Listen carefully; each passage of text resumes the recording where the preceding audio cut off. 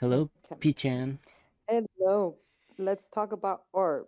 Yes, Orb, Let's episode 5. All right. awesome. How do Um, we feel about our executioner guy that showed up again or I became mean, he is prevalent? our main villain. He's our main villain. Like, definitely gotta be the one doing the attacking, right? And Yeah. or at least making it difficult to our protagonist. Um, So, yeah, he's definitely older. He seems what I want to say not calmer, but more like he got his like life together. this is my job rather than this is what I believe, Okay, yeah. Oh, you you know, mean like like he a you little bit maturity, like a little bit of maturity, Yep, yep. like I mean like 10 years will do that to you. yeah, So so so I just want to say so for as far as like the protagonist, I think I love that it's not just we're not following uh one set protagonist, right? This is just mhm. like a We're collective. following like the work. Yes, the Following work the is the collective. protagonist. Yep. Yeah, the work. Yeah, work is the protagonist. Yeah. So Yep. Yeah, that's what we're gonna. Yeah, it was very interesting because we obviously saw that after our last protagonist, our main character, good old Raph. um, Never, you know, um, was was said to be burnt alive. We get this episode where they find his work, like two people finding his work, right? yep. And now we got to that part in this episode and beyond, Yep. and and tells you where it went from there, with his work, Yeah. or at least where the work went, since it is like our main protagonist. So, yeah, it was very interesting to see them dilating or that like talking about what to do with it, right? And deciding what to do with this. That was like what the episode was really about. So, Yeah. and not To get yeah, and to get into like a more finer details, it wasn't just what to do with it, but it was mainly like also diving into like each of their and ideology, right? and the two perspectives, right? Yes. Exactly, like their ideologies, and just their life expectations in a way, like just Yeah. I mean, what the Oxy, right? He is kind of like he does not believe in this world, right? He's just pretty much he says he's done with it. He feels like only salvation belongs in like heaven, right? Or and like basically yeah, he gave up. he gave up in this world. Meanwhile, our his Hmm. other friend Grass was like at that point where he basically was about to give up on the world, and that's when he kind of discovered like the Mars thing, right? And then he kind of like re Hmm. he came back to life to kind of like find more beauty in this world, and now he obviously after talking to the heretic and seeing the heretic guy sacrifice himself so that they could carry on his work, now he's kind of like feels kind of like the will of that person has to be keep going on, right? Like he feels like what that person tried to achieve has to live on, right? Even though Hmm. he Yeah, like you feel the weight. Yeah, so they do find the thing you can see it on this guy, right? Because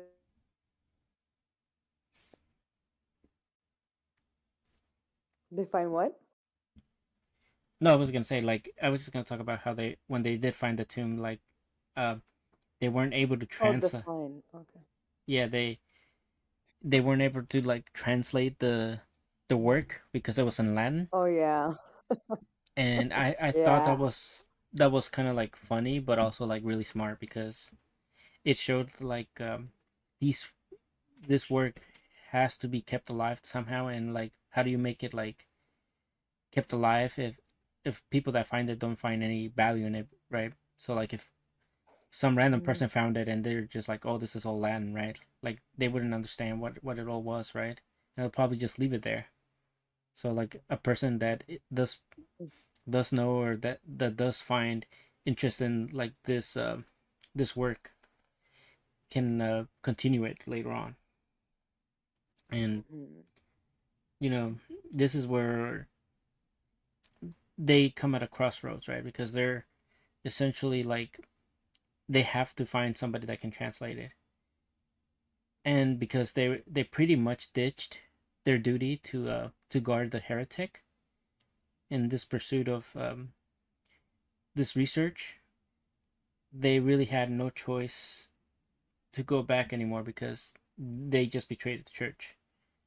I mean, Oaksy probably had like a good shot at like, like the guy said, like if you tell them where it is and all this other stuff, you'll probably, they'll probably let you go.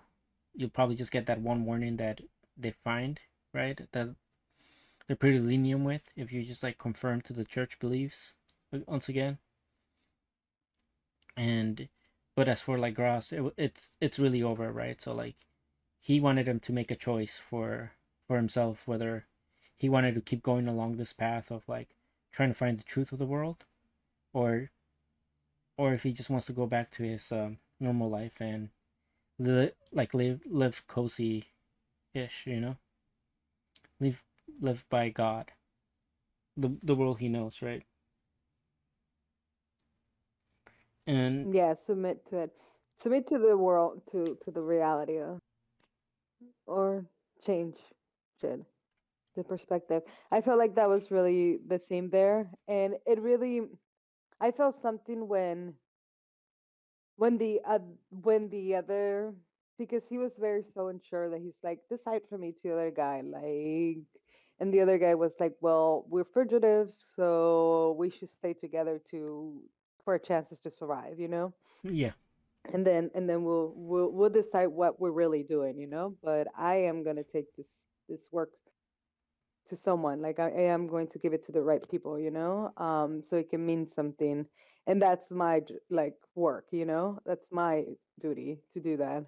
yep. And But he and it's gave because him, I haven't gave up on the world, but it just sucks at the same time that when he has that realization of himself not giving up on the world and having hope and whatnot, yeah, um and he's kind of going to put it in perspective for the other dude, because that dude helped him realize that he fucking falls, and it's the one that basically just, you know that's where his like meets his end, like yeah. But like it I was, really really felt like, how dramatic is this?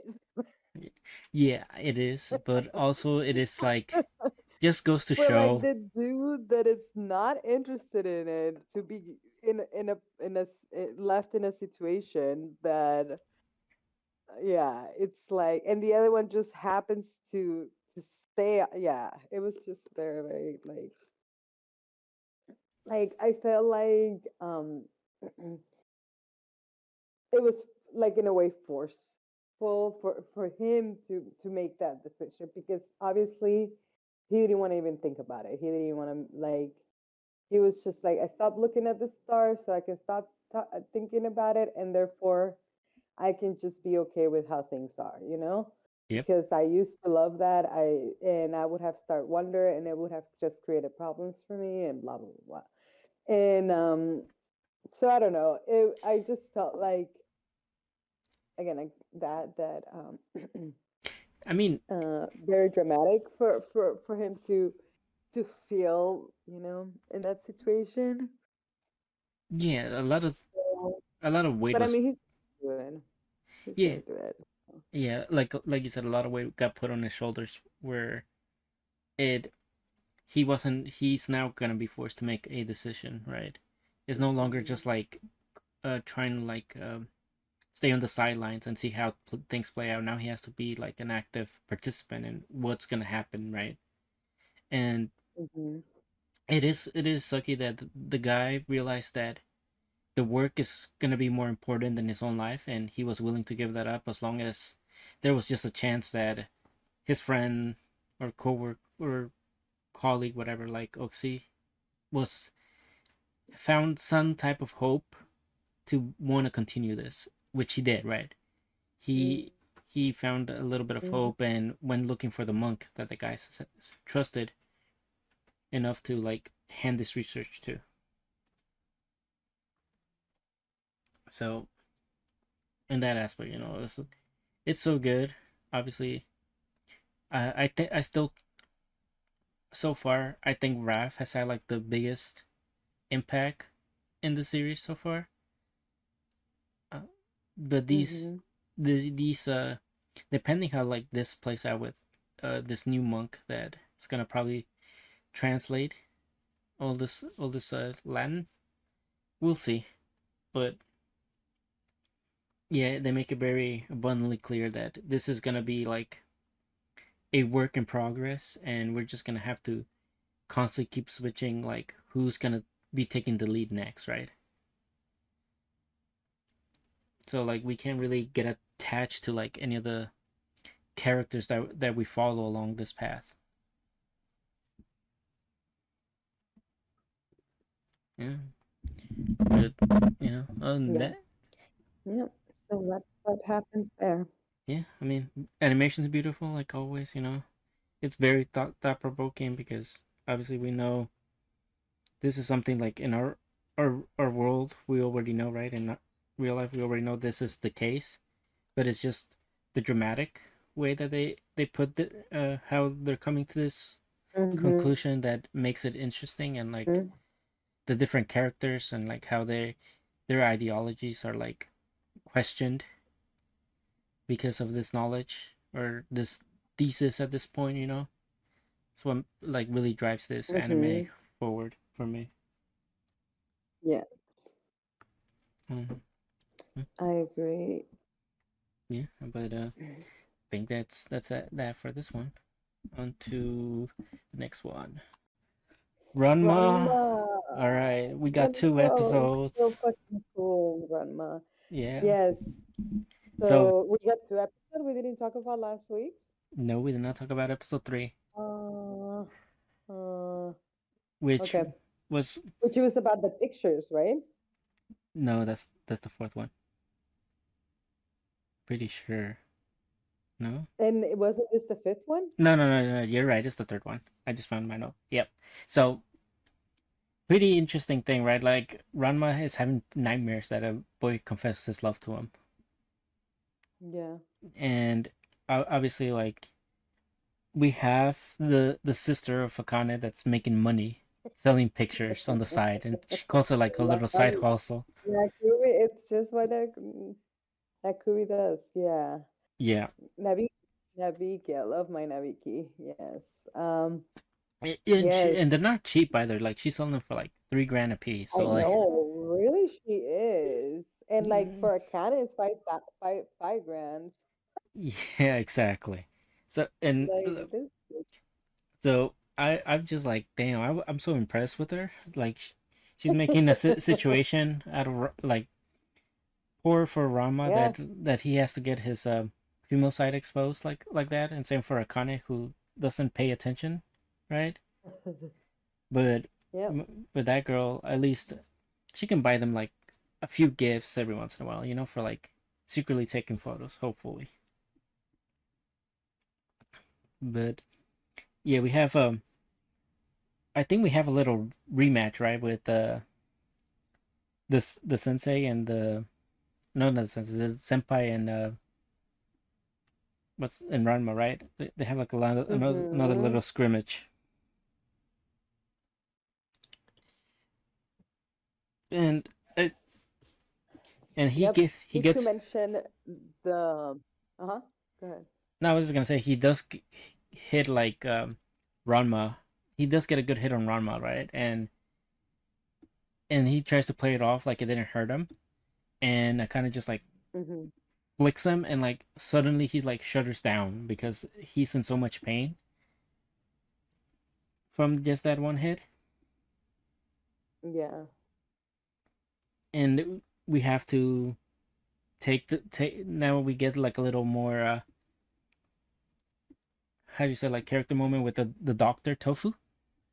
right? Because he's the one that's like Mm-hmm. fixing up Ranma, and it's so Yeah, funny. glad you brought him up because we need to talk about him and that love triangle that Akane is in. Yes, we can talk about. Like this bitch. Um, Yeah, but so yeah, it's just very cute that Rama can tell, right? yes, Like like he's paying attention, right? Like you can see that he's like looking yeah, like he look he and, like moving his head, like twisting it. like yeah. like to see like, hey, are you there? Like in a way, it's kinda cute because in a way you kind of start feeling like like is there some jealousy there? I mean, I and never got the sense of jealousy. I just kind of got the sense that he's trying to like just prove that he's right, that she does have a crush on him. At least not this episode. I don't think there's any in the third episode. There's nothing of jealousy here. Um, but he does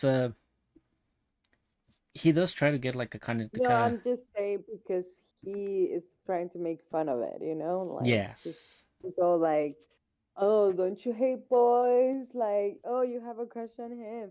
Oh, but when this, like he's got like, it almost looks like jealous, like why you, so interested in making it a big deal, and like, and I love that she's always like, he has someone, like stop it, like she's trying to respect, Well, I think this is not trying to make it a love triangle, well, like she's trying to like I think step aside for them yeah. too.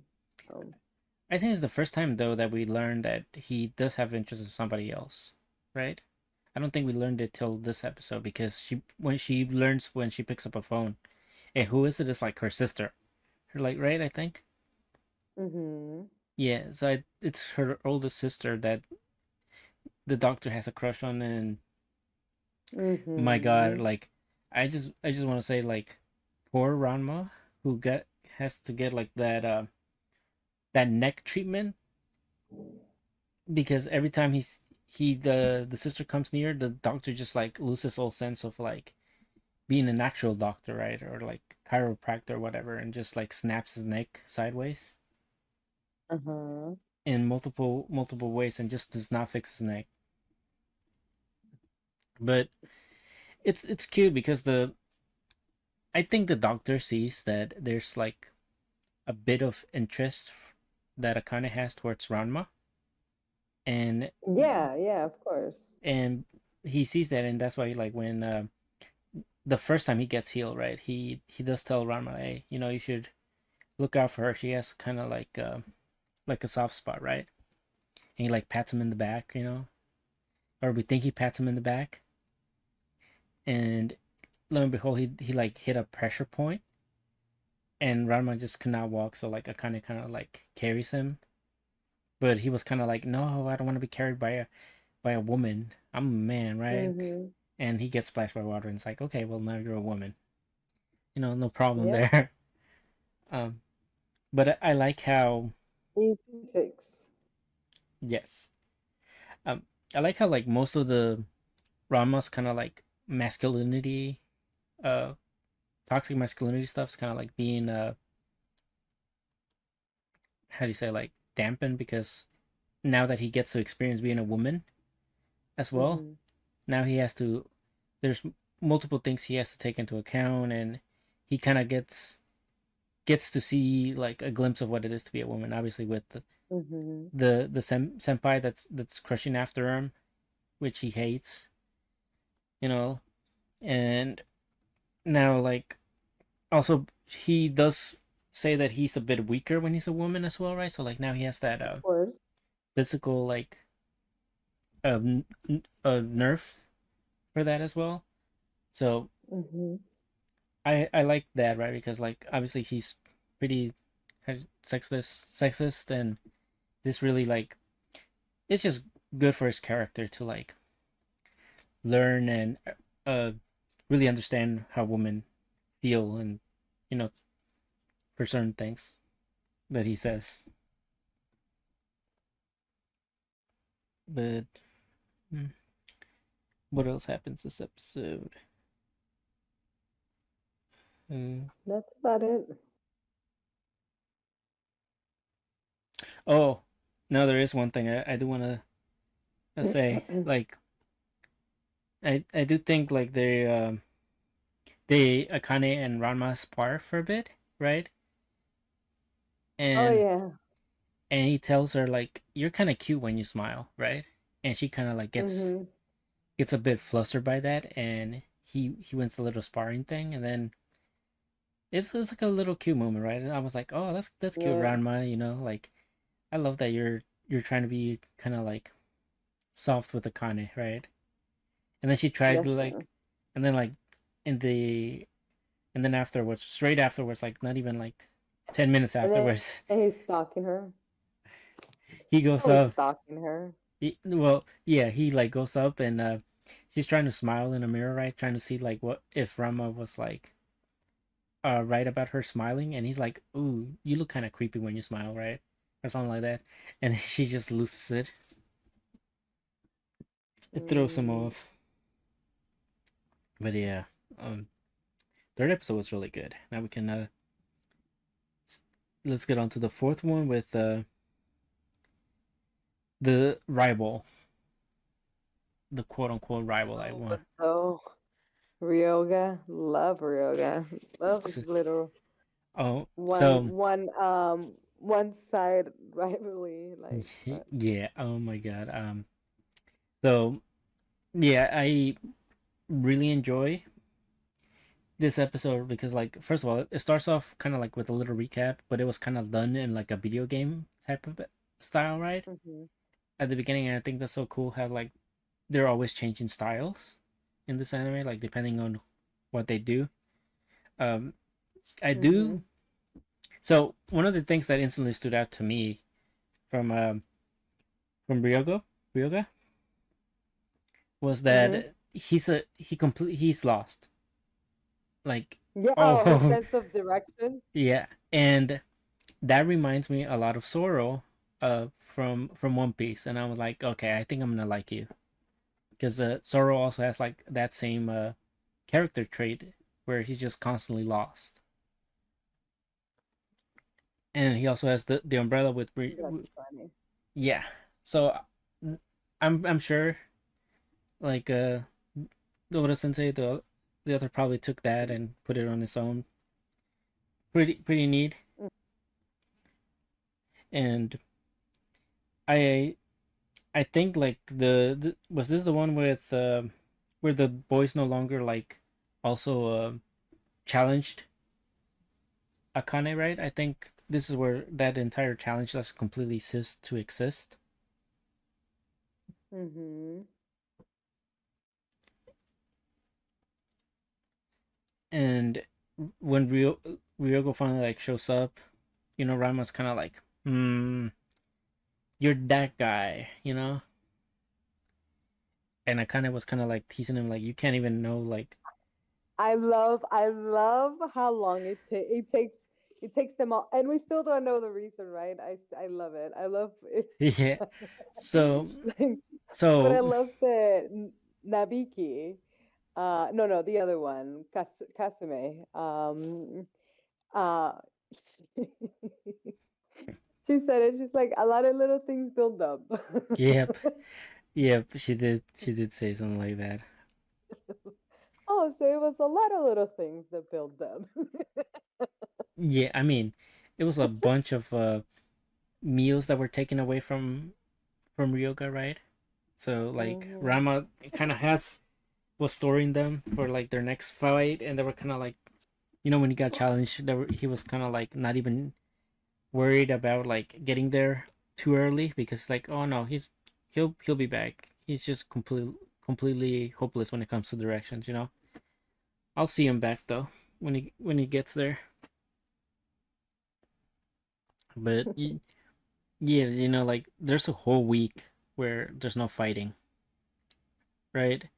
Until like a week they finally meet, and Rama was kind of like, oh, here's this bread, here's this other thing, here's this red bean thing.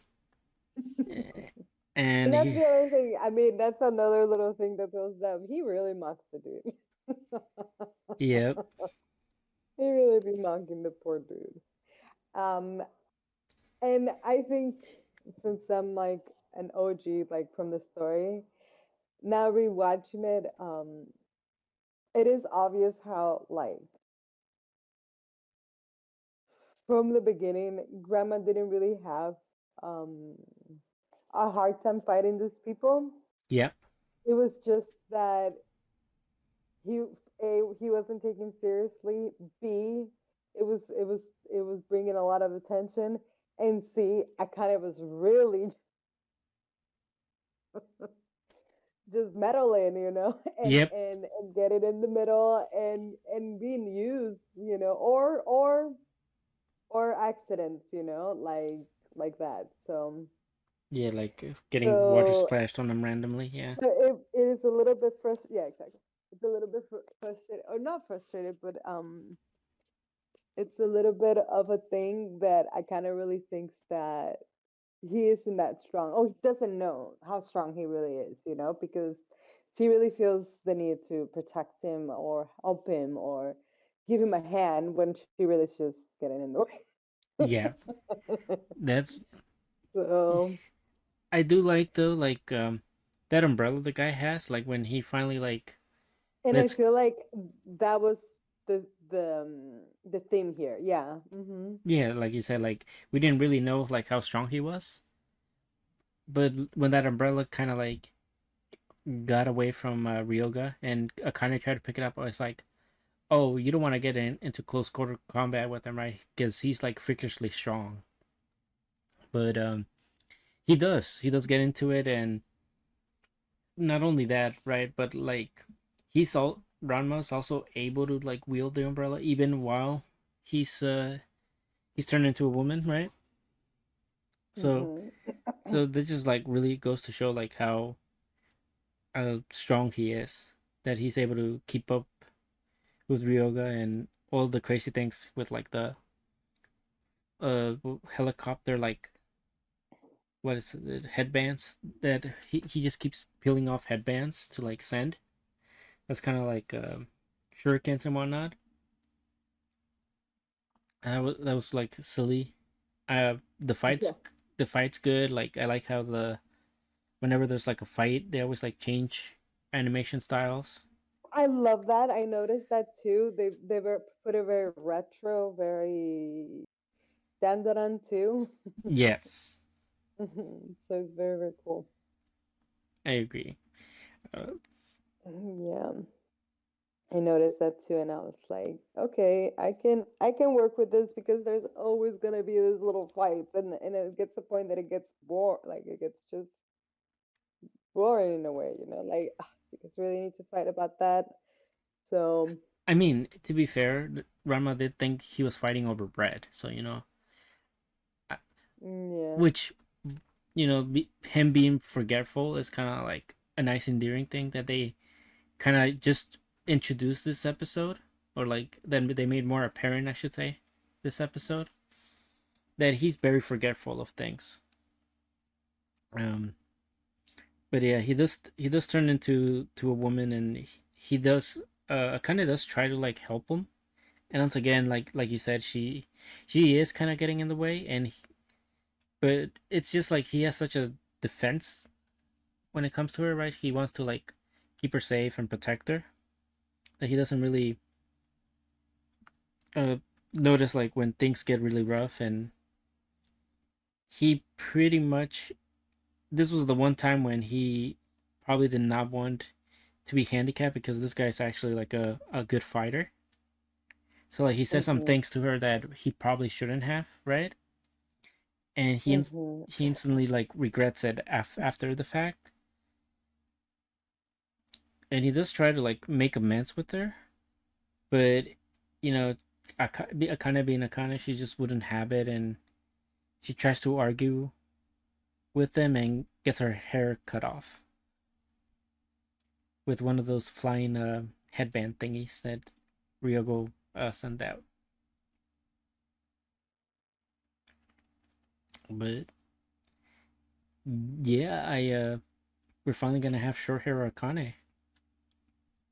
Oh yes, we get that emotional moment with the end. That's where we were left off. It was again. I feel like we're finally.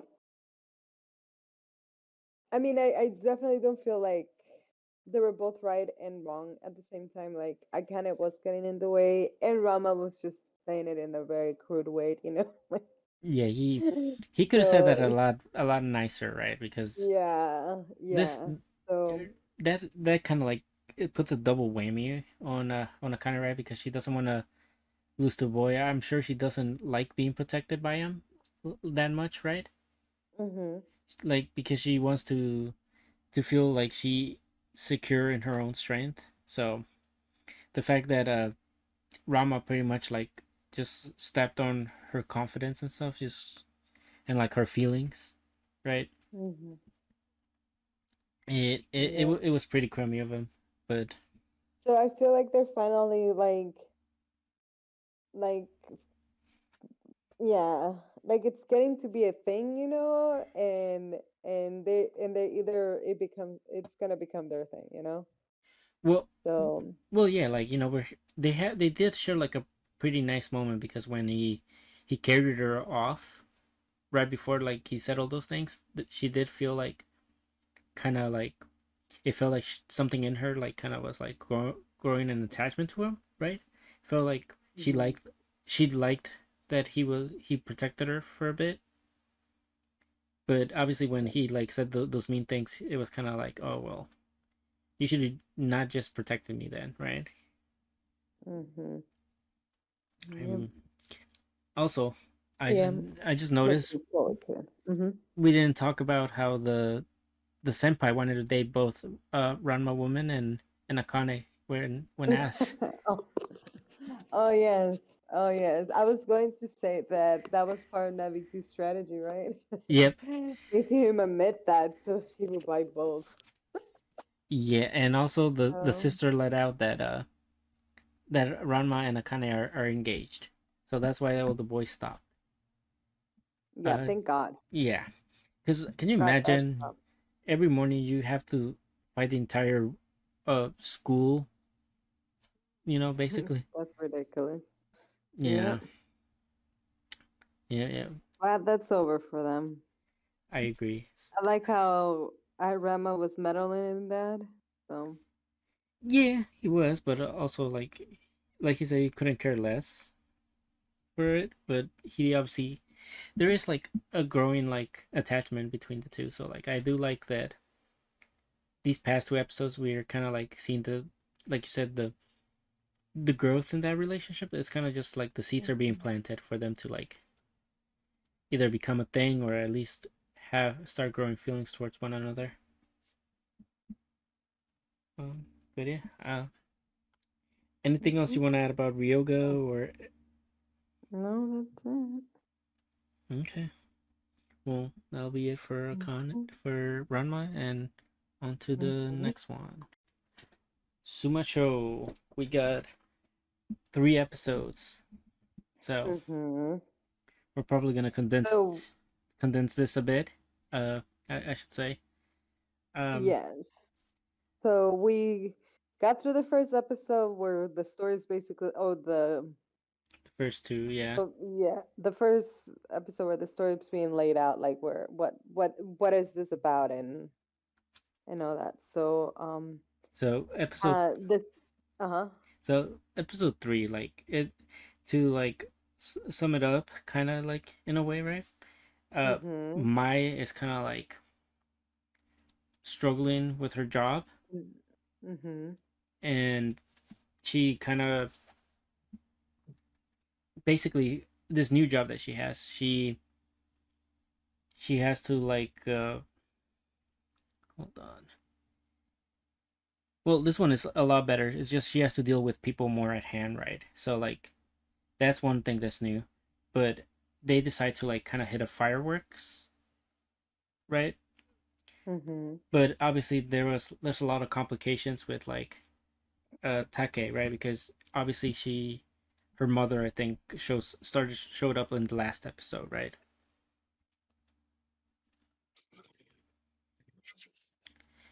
Yeah, I like that now. The first two episodes were laying out the story, like what it's about. Like they lost his wife, they couldn't really Move know how to on. move on from that. Like they were stuck in time, like in the past, or they were like time had stopped from them, Yep. in a way. And then the woman gets reincarnated as a kid who happens to live near, Yep. Near.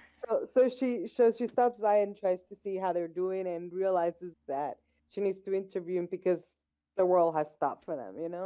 Yep. And then now in the second to third episode, I feel like we're building up more to that. And what I mean, it's like And getting also into like, detail of the daughter's life as well as her new reincarnation life. yep. like and little, is it really a fling, this little lunch, hangouts with the coworker, with the festival and things like that. Yes. So the So coworker takes a big part in these two episodes, yeah. yeah, in some these episodes, because obviously we get a little backstory on her, how like ever since her first breakup she hasn't really been able to talk to boys or men for that fact, right? Get any more Hmm. dates. And because she's been spending time with Keisuk, I think that's the name. Keisuk, the dad, whatnot, right? She's been like kind of like opening up, but she's also not, in a way, like she's not trying to intervene and be kind of like a replacement for the supposed like dead wife of this guy, right? But Mai has kind of like a struggle where like when she sees them in the fireworks, she kind of like does not like what she sees, and kind of like says some like mean things to her and like leaves. Meanwhile, like Keisuk and Take were kind of like just there watching, and they were all getting along. So it seemed almost like uh kind of like a way that the dad was trying to like put the past behind him, and tr- maybe like she felt that he was gonna move on and be with her, and there wouldn't be a place even for like the mother in her current state as well, right? She didn't want like the Yeah. family dynamic to like change essentially.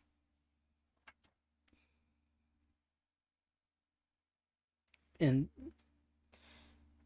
she does I do like that the Take kind of like she does kind of, obviously because she spent in her previous life so much time with Kesuk, there is like kind of like lingering feelings about that, and she does stress that maybe like she does feel a bit jealous that he is seeing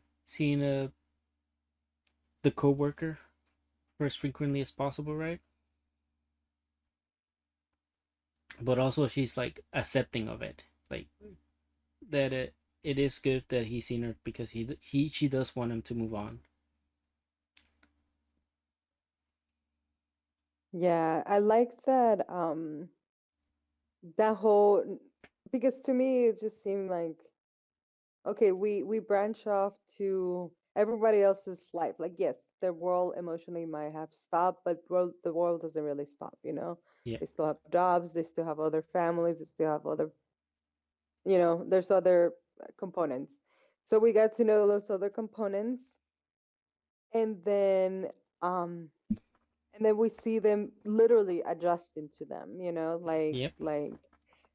uh and moving forward at the same time, trying to move it forward. So by that I mean with that is like the girl Mia it's going to explore, working not from home, outside from home, Yep. going to clients' houses and whatnot, and trying to know how to speak to clients, that's a big step from her. Yep. Obviously, she's doing it with the advice and, Of the mother. um, guidance of her mother, but and then we get to know how that, the reincarnated life of the mother, it's an abusive home from a single mom that is just struggling with everything, with emotions, financially, everything, Yeah. And and so we also learned I about Mai, right? love uh-huh. We learned And then the dad with like s- literally having like an opportunity to, rebuild his life and all that, so I like that they had that meeting, and to them it was to reinforce their bonds and to like yes. kind of, not swear, but like just just promise or just like uh, make it clear that they are a family, like Yeah, in their because eyes.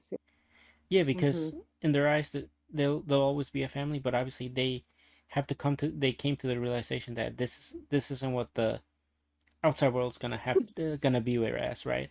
Because they're not like technical to the outside world. Yeah, they don't. Taka is not with them anymore, right? But this is something for Just like them. the outside world is not gonna like adjust to them, they don't have to adjust to the outside world, Yeah, and just when themselves, when it's just themselves.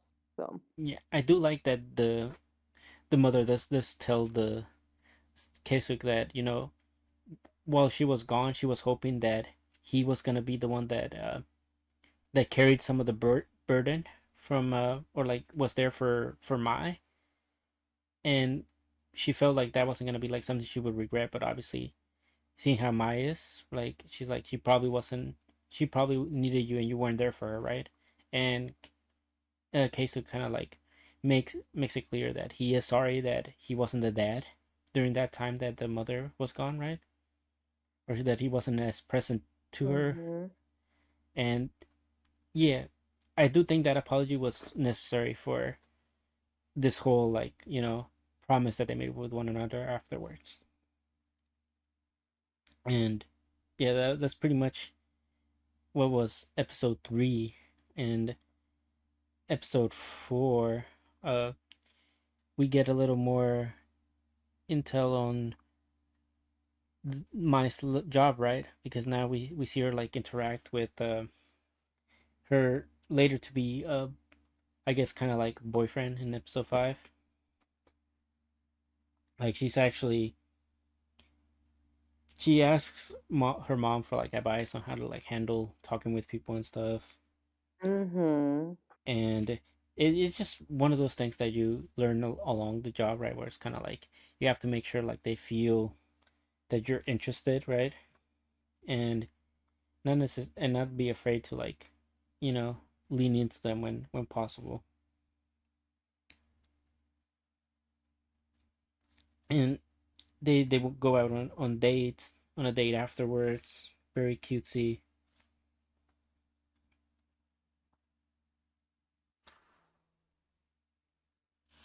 Ooh, see, yeah, she was. I'm glad that something's happening there too. Loving that part too.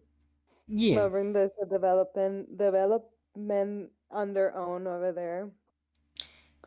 That's my girl. So, yeah, because no, like through this like that was like I think that was one of the questions that the mother really asked when they first met, like if she had anybody, right? And now it was kind of like we're seeing like just like the father's making connection with the coworker, Mai's having her own type of connection, not necessarily yet like boyfriend and girlfriend, right? But it's looking like it's gonna get there.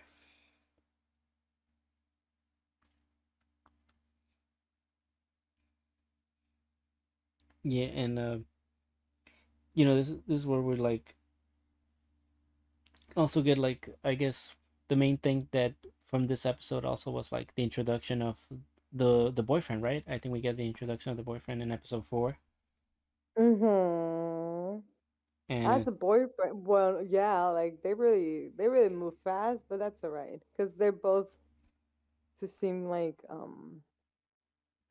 like stay at home, like mama's boy and or papa's boy and mama's, um, they're very conserved, yes. but at the same, I feel like because they found someone that is just as conserved, they feel so safe that they really move fast. And it's like unusual for conserved people. Yes. But I think it's very cute for them. I yeah, I think that this is a good story, like a good story to follow, and things like that. So it will be very good. Yeah, and we I'm rooting for them. yes. I love that when we got really into the mom's life, like today's life with her um mother, we kept getting into the mother's details or things up to this episode, like they're so good about like explaining in details about things, about Yes. kind of side stories, I want to say, or like past stories, or other characters, you know, inner thoughts in a way, it was it's nice to see her trying to work things out with her mom because she isn't a kid, like in her Yes. mind, like Yep. so that really comes to her advantage, that Yep. she's so mentally strong, that she's not a real kid, or else that would kill her, like that Ye- abuse, like that would be real fucked, it still Which fucks with her obviously, but which is really interesting that you point that out, right? Because uh up to this point, we know nothing of the the girl Morika, right? That Take took over, right? And she even says that as right, much, like she can't access her old memory from right, Morika before she took over. So it's almost like Morika died, and yes, Take was able to like inhabit her body to kind of like make come back. come back and make amends, or not, well, not make amends, but make it so to make sure her family is able to move Mm-hmm. forward. So Mm-hmm. like Morika, like the body she inhabits, her time stopped ever since the mother got the divorce and stuff that we find out in episode 4. And the abuse kept happening to the point where like now I think Morika is like somewhere deep down. It's just kind of like this is kind of like a defense mechanism that activated it, right? Like how you abuse victims like often like Mm-hmm. have make their own like mental block, and that's pretty much why I think Take was able to like inhabit her body and be able to do things she does, obviously. And you know, finding out about the mother was kind of like eye opening because it really like you said, it showed us like what this why the character does what it does, right? Because she's a single mother that works multiple jobs, is always taking care of her, right? Uh, despite like uh despite like the ex husband or whatnot, like just leaving them behind, right? And not only that, but like her own family not wanting her anymore. Like the mother's own family doesn't want her anymore, as well. You could see like how like things were kind of getting screwed in her mind, and like where like the hatred was coming from. Well, not hatred, but kind of like her frustrations that she was taking it. Frustration, yeah. Yeah. Exactly. And like obviously she doesn't have like a good way to like let this frustration go. So that's how like the Morika ended up taking upon that on herself. And yeah, so like when they go on the date with the boyfriend, right? Because she asked the boyfriend if he's good with kids, and he's like, yeah. I like kids, you know. Oh, that whole part. Oh yeah, we'll talk about it in a bit. Mm, mm. Uh, but yeah, so he's good with kids, so they meet up, and like the mother's like, I gotta powder my nose or something, right? Gotta use the bathroom, and they have like a little talk with Take and this guy, and pretty much Take like lets him know, like, she, despite like everything, she is a good mother, right? Because she is. This is not something like I know she would like have wanted, but it's something that she still like takes on, right? And despite like how she's treated, like I feel like that compliment that she gave of her mother kind of like changed her mother in a way, right? Because like the mother, it's not just a dumb person that doesn't know what she's doing, right? She realizes what she's been doing to her and how it's been affecting her, and just hearing Take say say nice things about her, I think it like really opened her eyes to like how much her child loves her, right? Even though she doesn't know it's not her child, it's Take, right? And yeah, we can talk about the latest episode 25, the latest episode 5, where this entire dinner date that they have just went down the drain because of what happened at the end, right? I love that we end there, right? Where the Yeah, guy is like talking to the girl and letting her know, like, hey, so your mom can be a little mean, right? But I hope you don't mean, that that she's having a hard time. Like, damn, this man is really, yeah, really coming through, like as the girl, as the woman, was kind of even thinking in her mind, like, wow, they really can become a family, and that's really what this woman really wants and needs. yeah, And yeah. And the fact that the mother and always wanted just an ordinary life, essentially, right? She didn't want anything glamorous. She just wanted a normal, like, family family home where like the husband works and maybe she works as a job as well, and they just like take care of family. But she didn't get that. She got the single mom yep, role. and she seems to have problems with her mom, right? Like, did you see Yes, she notice does, that? because Yeah.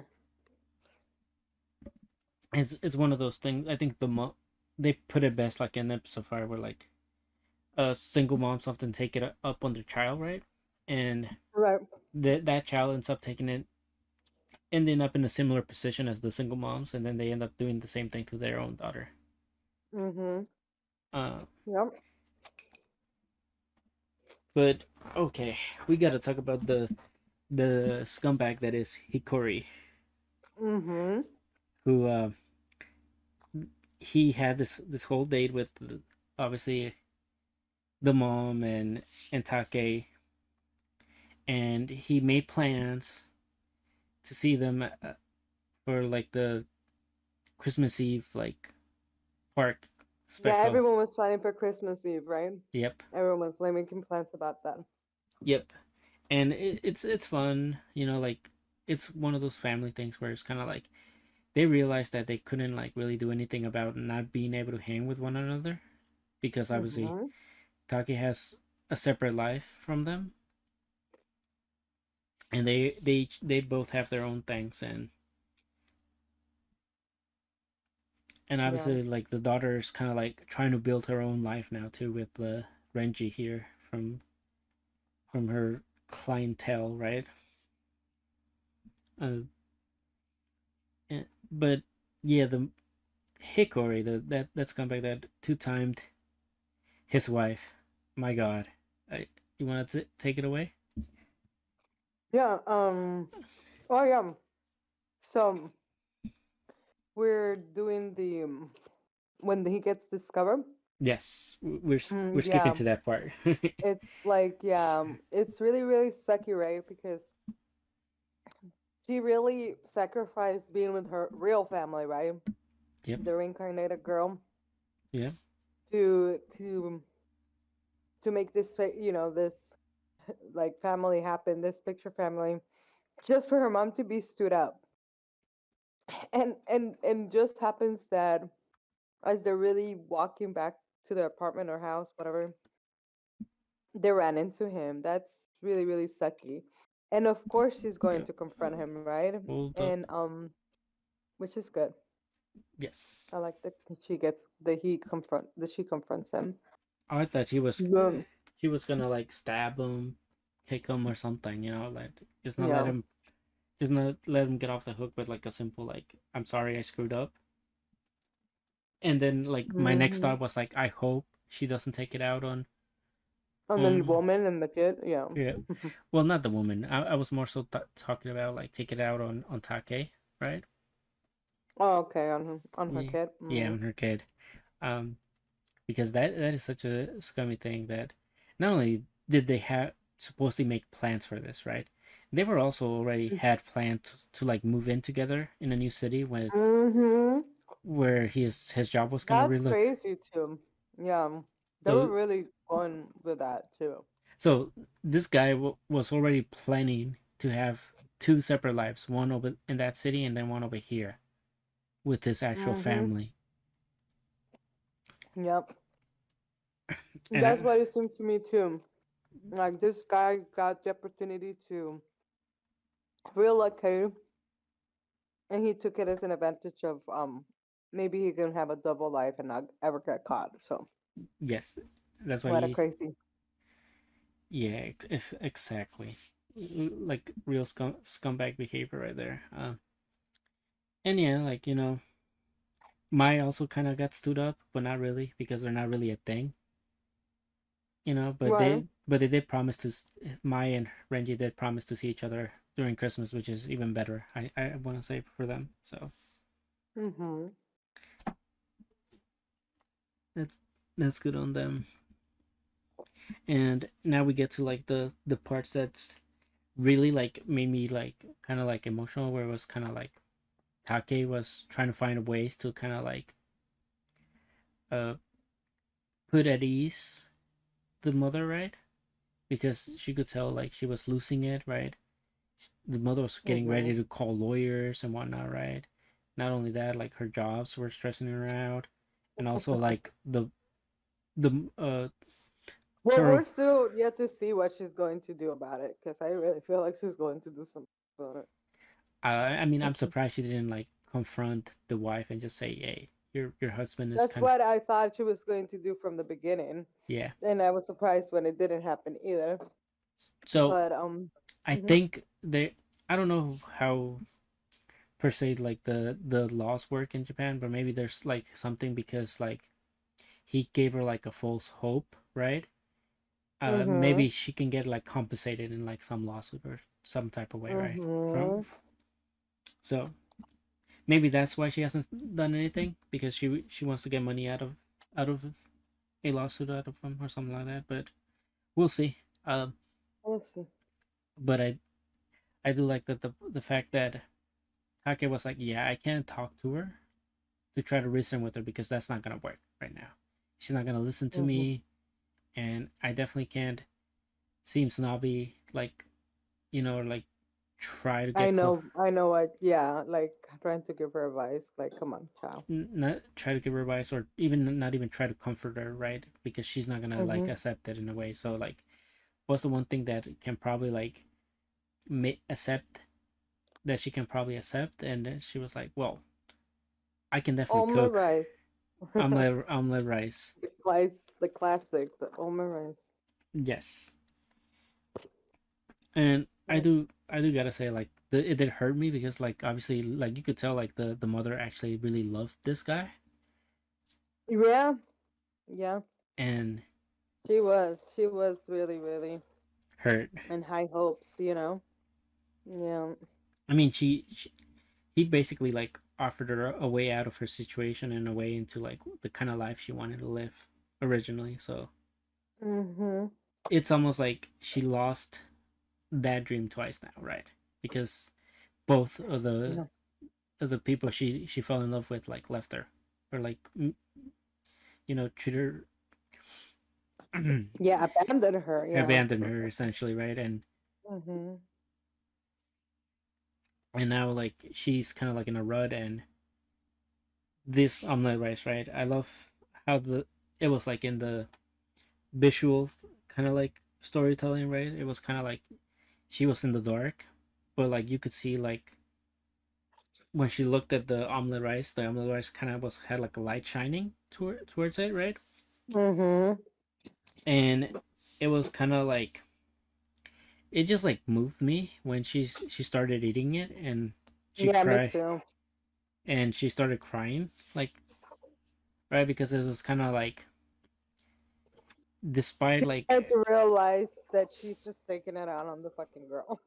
yeah, and also like just the fact that she finally was able to like accept that Take loved her, and the fact that this kind of like made her feel that there is still hope in this life, right? Because like I feel like until this point she felt all alone, but because of the meal that Take made for her, she felt that she was no longer alone, and kind of like gave her some hope, and that she she's not in it alone, and that was really good for me. I cried a little bit during that scene, and and yeah, like we see the mother once again, like afterwards, like Take goes to make sure she doesn't throw out the food, or didn't throw out the food, and in fact there was like dishes clean, so good on that. The mother gets like a night off, or like a shift off, right? And whenever the mother gets a shift off, this is always when things go down. This is what happened the previous times.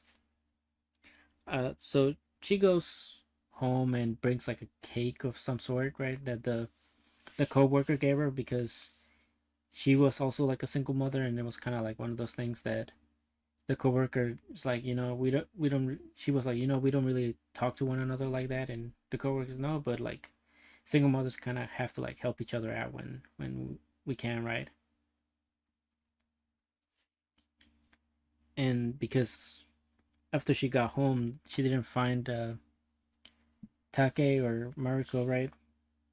She started looking outside for her, and she spotted her with like her family, right? Yeah. Yeah. Oh man. And yeah, it was getting like kind of creepy in a way, because she was like following them. She's like, I think this is like one of the other times we see like another character thought, right? So Mm-hmm. she was kind of thinking like, was all that a lie, right? Like she was kind of like questioning whether that meal was just kind of like a way to like ease the abandonment, or like if that, at one point she questioned if that was even her daughter, right? Mm-hmm. Mm-hmm. So Yeah. I'm glad the guy got the dude, the father was the husband, is able to butt into that, reencounter, yep. And because it's really a big revelation, on their both parts. One never imagined the other finding out or even knowing about yes. this, of her, and the other one is just disbelief that someone so close to them again has another life, another family, Yes. that it's Yes. not her. Like, Yeah. fuck, poor woman.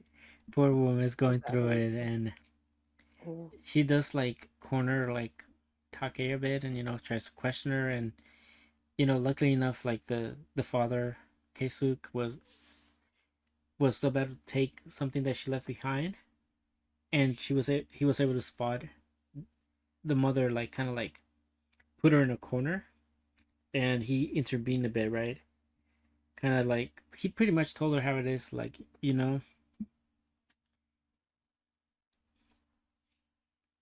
the fact that she feels betrayed is not a reason to like take it out on her, right?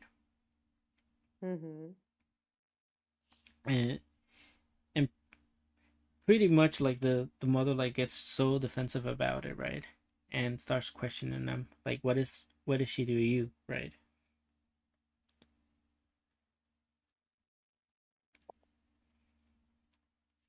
And Yeah. the episode just ends off with like, well, actually, she's my, you know, typical like cliffhanger. You know, we get left on a, Yeah, we'll see what he says. yeah, we'll see what he says. It's, but you know, the show pretty good. Yep.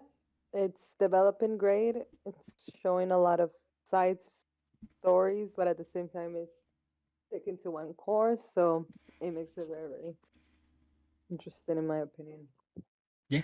Especially because it's one of those that it takes more of a realistic perspective. Yes, and also has like realistic characters and like the way that they're. That's right. That's right. So yeah, I'm enjoying it. I'm I got nothing else on it. Like, it's just No, that's it for me too. good Can't all wait for more and see where things go. exactly. All right, on to the next one. Tower Our of God. yes We episode. saw Rank, and I love that. That's the little thumbnail. I'm sorry, thumbnail for it and Crunchyroll. Yes, some chibi rock. Yeah, You know, I have Princess Javad. What's her name? Um, and Dorsey. um, Indorsey as my profile picture.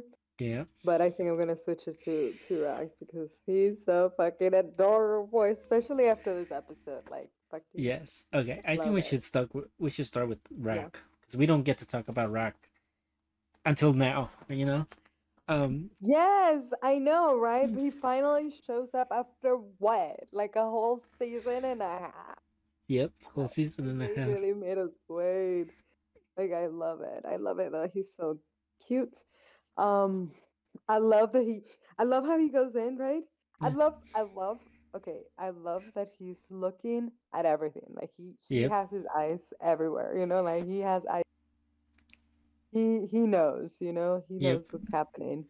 And as soon as things are taking form and information is really building up, you know, and things are really, really being, you know, getting in motion.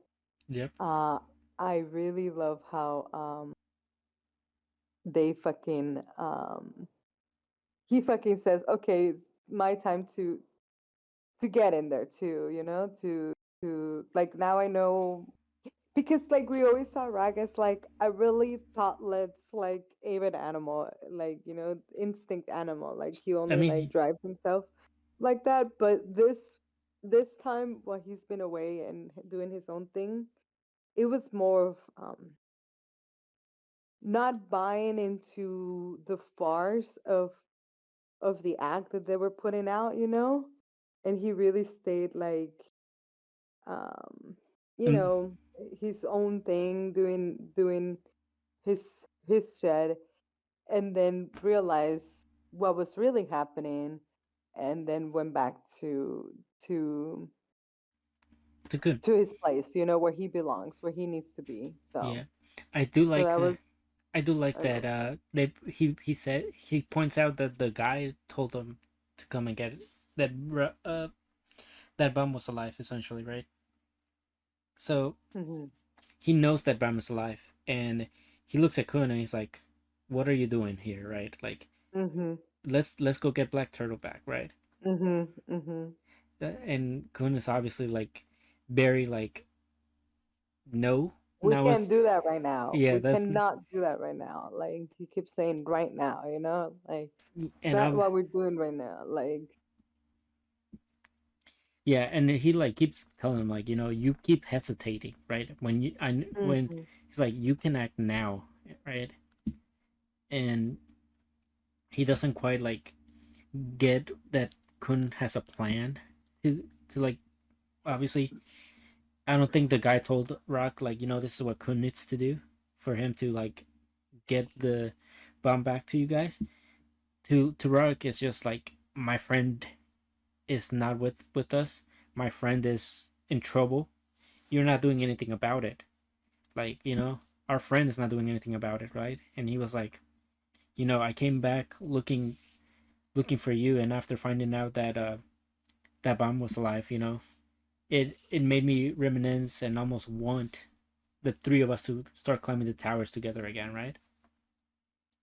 Yeah. He literally says that he wants to go back to like basically them, because that's like where he kind of feels more at peace, more at home with. And the fact that Kun did not want to go get Bam right away, kind of like they fought for a bit, and it wasn't like a major fight. It was more so like, you know trying to like understand one another through fists, right? Like typical shonen stuff.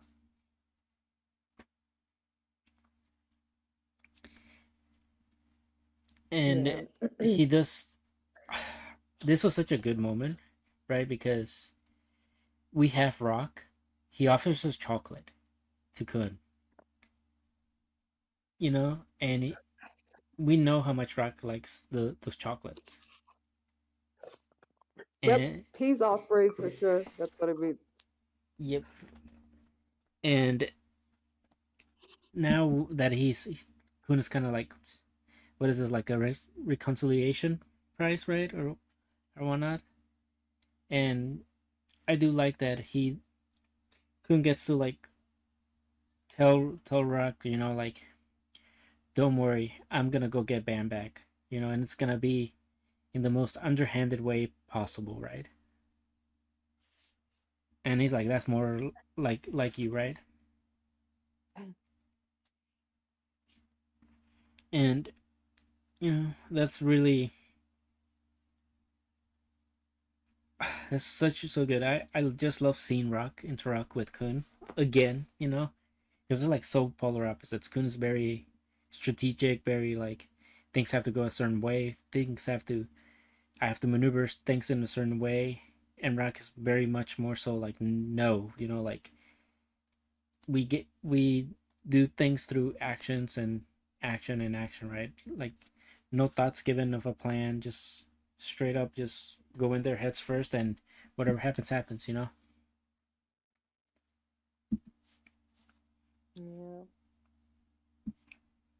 Okay, now that Oh we man. you got anything I else? I like that curry turtle. It helps a lot to amend that,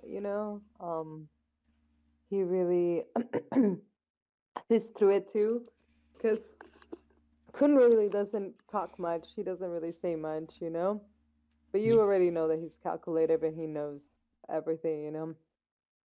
And he knows what he's doing in a way, but kind of wish what sometimes to know.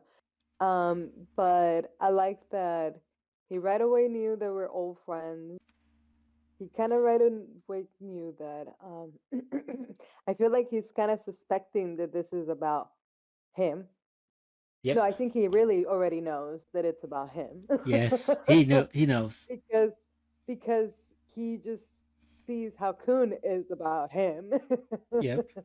And that he's literally only there because of him. So it has to be about him.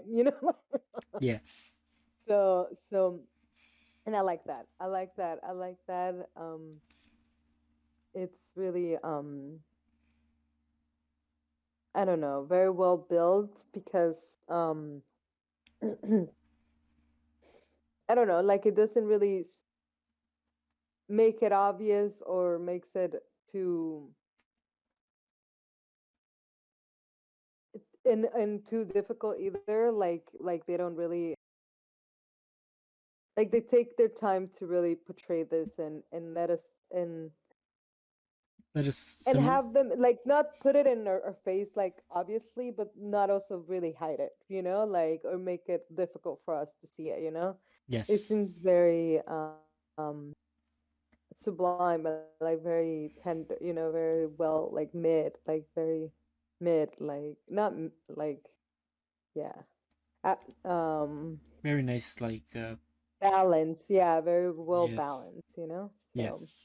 so I that's nice. I like that sort of development. I hear that a lot of people complain, they think season 2 is very, very slow and all that, but I really think so it's not. It's just really very more I diplomatic, like in a way, yeah, like yeah, it's very diplomatic because there's there's been alliances, and there's I'm build up or force into having to join other teams, yeah, and the dynamic that creates, especially for someone like Bam, when they grow attached team with teams. Now he's on his third team, yep. and he's still in the way that he's handling it, It's different.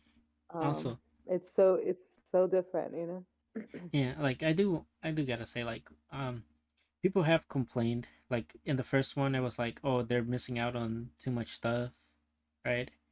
Um, which Hmm. I'm like I was fine because at the time I still remembered what was covered in the first season for like the webtoon, right? And I'm like, yeah, there was a lot of cut content, but it's like it didn't take away from any of the main stuff, so I was happy, right? So for me, it was like just not perfectly paced, but like a good enough pace where like we get the gist of it, we can get on to like the other stuff. This season they slowed it down a bit more. They removed some stuff, but not. I don't think it was like too major. Also, but like you said, there's a lot of things that are being built from like the start of the season, where it's like dynamics with characters or like stuff that's happening in the background that they're not like shoving it in our faces yet, but they are showing it. Exactly. Exactly, like, And like you said, yeah. these character moments, they're given like time to breathe. So Hmm. there's that like character moments that are given time to breathe will eventually be like a lot better in the long run. So like for me, even if like a lot of people feel it's slow, it's not really slow for me. It's just I feel like it's a adequate pace enough where I can like digest things a lot better. But speaking of things that are like in the background and haven't really been shown to us, we do the start of the episode was pretty much just like a advertisement, right? Because they're pretty much like the people that are running this tournament are making bank off of these rounds, right? And they're kind of like saying like like Emily's gonna be complete after this tournament, which just makes me feel like Hmm. what's gonna happen with Emily, right? Why is she gonna be complete? And I do not trust the mask people, and I do not trust the person that's running the tournament. you know, they both feel like they're at odds with one another. The mask people are just like we're kind of gonna go along with this guy until the tournament ends, because then Emily will be complete, and we get like a really And we get like a really round thing about that, right? Because yep, the traveler that got sold is someone that believes they know this person, or that this person is somebody, and it shouldn't be used like this. yep. Then uh, We go we also we we also see the experiments, and then we get to see the two right, like devil wings or whatever. yeah. So And they get to see their old yeah, doctor, their old Sophia, that was which really, yeah, that was really, really, really so a lot now of information, like another like door of information, right? Like the yeah, connect, like and that's what I'm damn. saying, right? Like this stuff like goes back to like the first half of the season, right? With Kong, like Correct.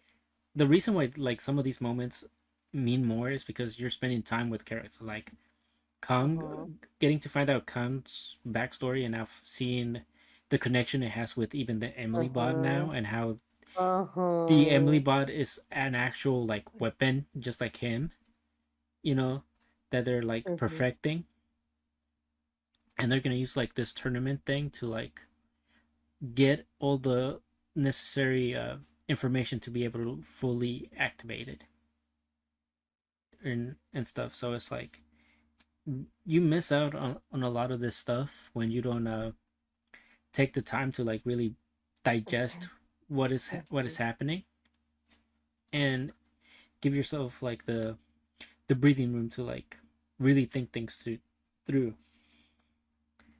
Just like our poor boy Cuts did not think he did not think things through. You know, he got caught trying to sneak in.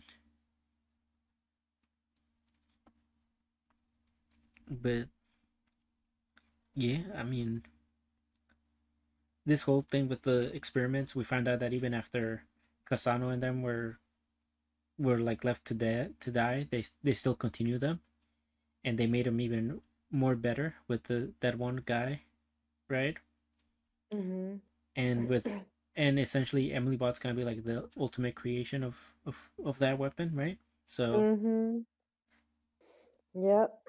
We also met someone in between, right? Between the first the first success to like the ultimate success, which is Emily, but this yes, other little dude that seems to, I don't know, have strong electrical waves as weapon. That was yeah. So it's like Shinso like coded in like mm, electricity basically.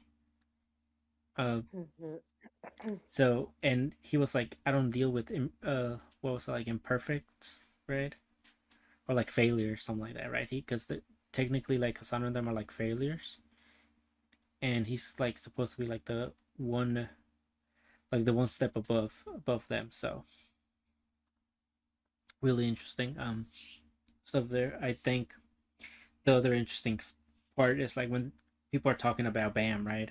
Or Bioli in this case, right? And how we, first of all, the whole thing with like the battle workshop starts with like us say like people like advertising how much of a danger Biola is, right? So like people in the tower feel fear for him, right off the bat, especially like the regulars, they like feel fear and stuff. But the residents within the tower, right, that have been done dirty by the Jihad and the 10 families, Mhm. they view Viola as kind of like a savior. So like we get like kind of like the duality with Viola, right? The people that hate him are like the people that want to keep the tower in the same, in just like working the same way that it is now, and Status obviously, quota. Yeah. and then the people that get screwed over by the Jihad family or like the 10 families are the ones that are suffering, that view him as kind of like a hero, which is what the Fook people were going for, right? And I like how Bam asks the rabbit girl, like, did something bad happen to you, or like did the 10 families do something to you, right? And she was like, no, and she was like, good, I don't have to like um mourn, and like it was one of those things where he he was just glad that she didn't suffer, essentially, right?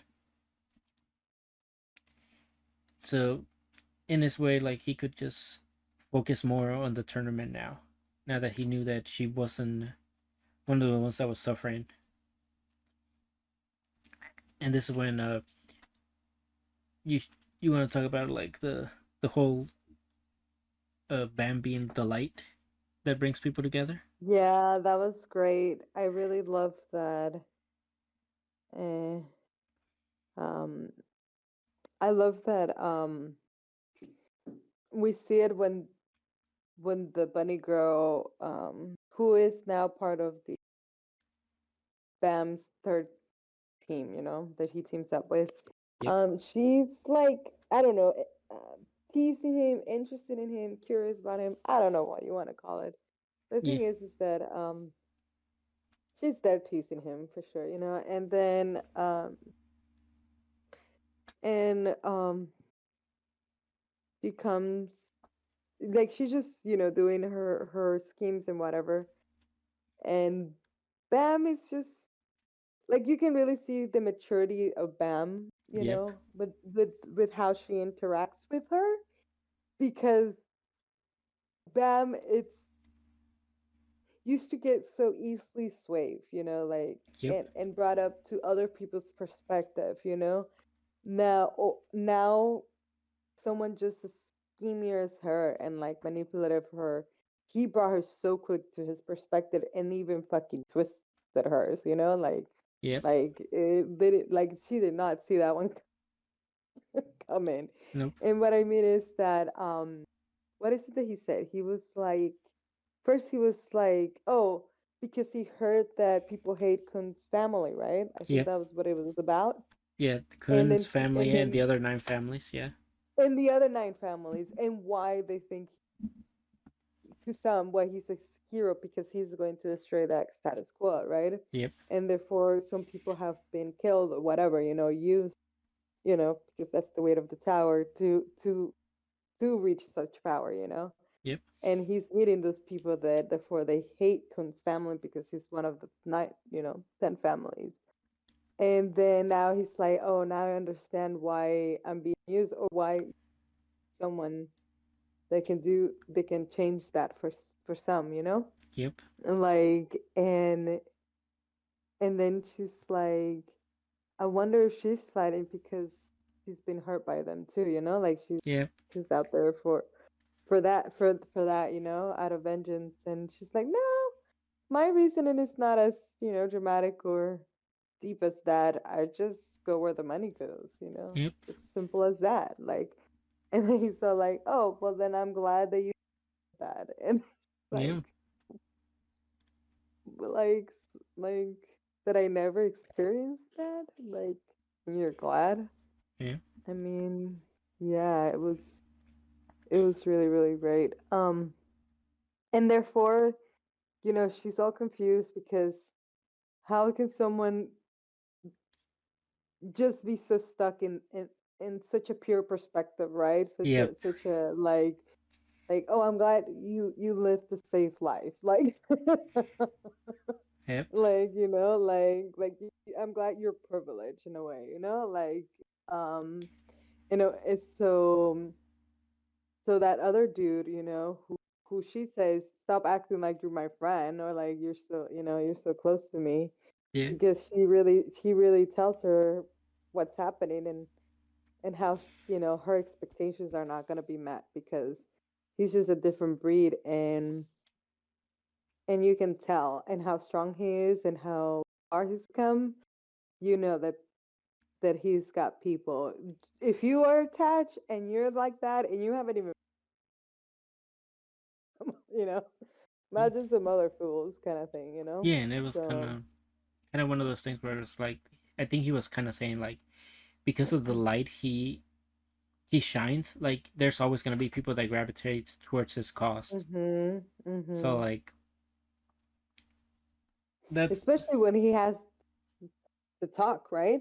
Like he can do the walk, I mean, from that talk, yeah, like he's strong, yeah, he's right? strong. Like Yeah, but yeah, it's like one of those things that also like let's go back to like the very beginning. This light that they're talking about is what attracted Kun, who's like a ten yep, house the family. innocence, Yep, which it was like he put it very simply. He called it the innocence of your eyes, like, yep. and the pureness. But now, like, it has built up more into now Well, it's his conscious, now it's like just what yeah, he believes in, like his pure intent, like his yeah. instinct in a way. So And it's um a strength, right? Like that's one of mhm, his strengths now. Like this innocence is what's needed for this tower to change now, right? Because mhm. this tower has gotten so twisted where like people are just betraying one another or like using one another. So like Bam's kind of like whole thing of like climbing the tower more alliance with the other guy, Wangnan, the other prince. Yeah. Uh, Pretty good stuff from Bam, and we find out some of the tournament starts right at the end, Mm-hmm. and the little missing is kind of like going berserk. That's uh pretty much it. Like the battle thing is not very complicated. Like whoever puts the flags in the three holes first wins, right? But also like it depends on who bets on the most winning outcome, right? That also qualifies. So like your team has to win, and then all your betting has to like be winning as well for you to like proceed.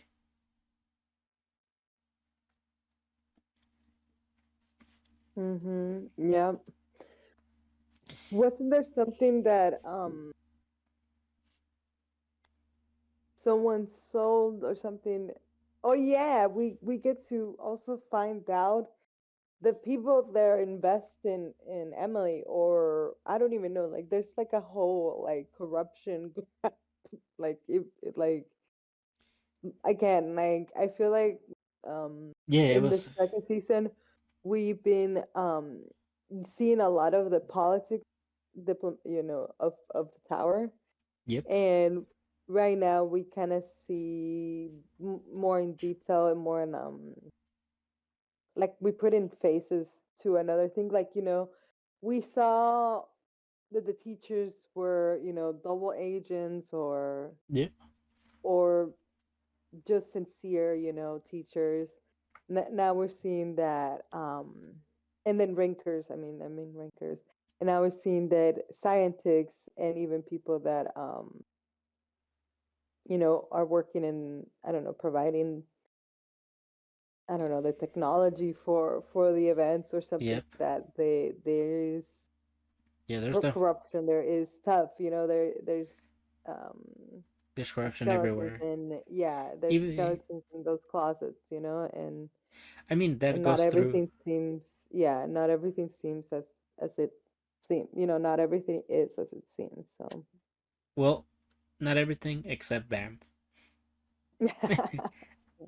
Bam For is the real, though. For Bam real. is the He's only so one. pure and true. Like, Yeah. oh, little baby Jesus. No, I'm just kidding. Yeah. But I love them.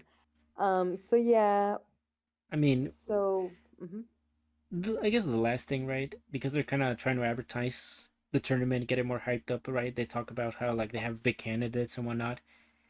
Like mhm, and Dorsey is like one of them, and they ask her like mhm. if she happens to fight like Biole, who would win, and she just gets pissed off about that because now we know she knows that that Biole Who is that Bam. is? Yeah, so now she's Mm-hmm. pissed about that. Cute stuff. Very good stuff. Okay. But yeah, that's about it. I think Yeah, I we think so too. we got a good rant about how good the show Mhm. actually is. If people, Yeah, I definitely think so too. yeah, I love it. I love Tower God. I love Rag. I Rug, love, Rug is so good. yeah, I can't wait for. yeah. I love him. I I love Bam. I love. Oh wait, hold on. I did not say my rant about Kun's like just love for Bam. Like, damn, I love that how that Bam makes him act like Yeah. and act up, and I love that the the Rag knows how to poke it Yep. and really make it come out. Like Yes, he knows that it's there. he does know that it's there. He knows that it's there. He wants to see it. 'Cause he's so simpleton. Yeah, He's he so is. simple minded. Like Yep. I really really enjoy that. I love the way that he looked at the sky and talks about Bam. Like I really felt like it was such a true love moments. Like Yep. the times where Kun is just trying to be with Bam. Like it's really like kind of cute like that. Like he really is out there just try like they're trying to just climb the tower together, and people are trying to get in their way. Like I They really love. are. So I love it. I love it. I just had to say about my coon sparkly eyes when it's about Bam. Yeah. And and I mean, and I love what is it that he fucking said? Those fucking words. I will win Bam back Yep. and and and The, the tournament. yep. Like He's I'm gonna gonna win the win the tournament. tournament Get Bam and back. Bam back. Yep. Like that motherfucker's not playing. Like he's Yeah. like, He's what do like, you mean? I won everything. yep. He I'm does. gonna I'm gonna I'm Remember. gonna get it all. What do you? Remember. He said a team he belongs in does not is not allowed to lose. So you know Mhm. Mhm. And he means that. Like he really does. he does. So no, Hmm. I love it. I love it. I cannot wait to see more. Yep. Yeah. Me neither. Right. But that'll have it all. We gotta Yeah. wait till our next one. Lumiere, Magical Girls Inc. We have 2 episodes today that we should discuss about. Like so far this anime has been really really hitting all cylinders for me, and the more we get it of it, the better. So, Kana finally like gets her first full contract as a magical girl with her compensation. She's like she's like enrolled in the company. Yes, She of is part of the team. Yes, it's very, very great. Um, and I really, really like that. They really put in details into this whole system, you know? oh Like yeah, I always appreciate when they do this kind of small details, you know? Like I like when animes have their accounting department and they say that, you know, like, oh no, she's from the accounting, she's from sales, you know, like like when it's like an office like yeah, anime. yeah. So I appreciate like small details like this that make that feel real, you know? Yeah, they So even expand about like the business of a magical girl, right? Because we yes, we that's exactly what I liked about this 2 episodes. We yeah, so really got a good feeling on those. yeah, so Yes, so we got go ahead. we got like the small businesses, like the ones that Kana's involved in, right? The Magilumiere, Mm-hmm. and then we have the bigger business, which is AST. Um, and they're like completely different, right? Because obviously the big businesses they just like get in there, take care of the job, and they don't really pay attention to like And that's what happened kind of next, right? They went on a call, and some girl from a big business was passing by, and she's just thinks to herself that they're struggling, so she's going to butt in to help, she which does. the other girl, which the other girl thinks is rude. The other girl, you know, Connie's all lost in this, and the big corporate girl is like, "What's the big deal? You're still gonna get paid." Yeah, so like I think most of the reward money still goes to them, but I guess they get to keep the Kai, and like I guess a small percentage of it goes to them, but like the majority will go towards the contractor. Right, right, to the one that got hired. Yep. Yeah. So that's really nice, and Mhm. like there's like differences in like how they operate because the bigger businesses they have to do things quicker and are expected to like just basically get the job done as fast as possible, right? Whereas Mhm. and it seems like almost like No matter the collateral damage, insurance yes, no matter will be the color, covering, you know. yeah, no matter the collateral damage. Meanwhile, the Mhm. smaller businesses can not really afford um to do that, right? Sometimes they're not gonna be able to really go out or be able to help in repairing like the damages that they cause, right? I think you can't because it's really, I feel like it's the company that has the insurance or it's the city, you know? It's I not the mean, company. I mean, not the company, the magical girl company. I mean, like the company that's getting attacked, you know, that is getting the monsters. I feel like in this time, everybody's just like you have house insurance in some places here. Yeah, They might have you have like some type of like property special. insurance for the sky. Yeah.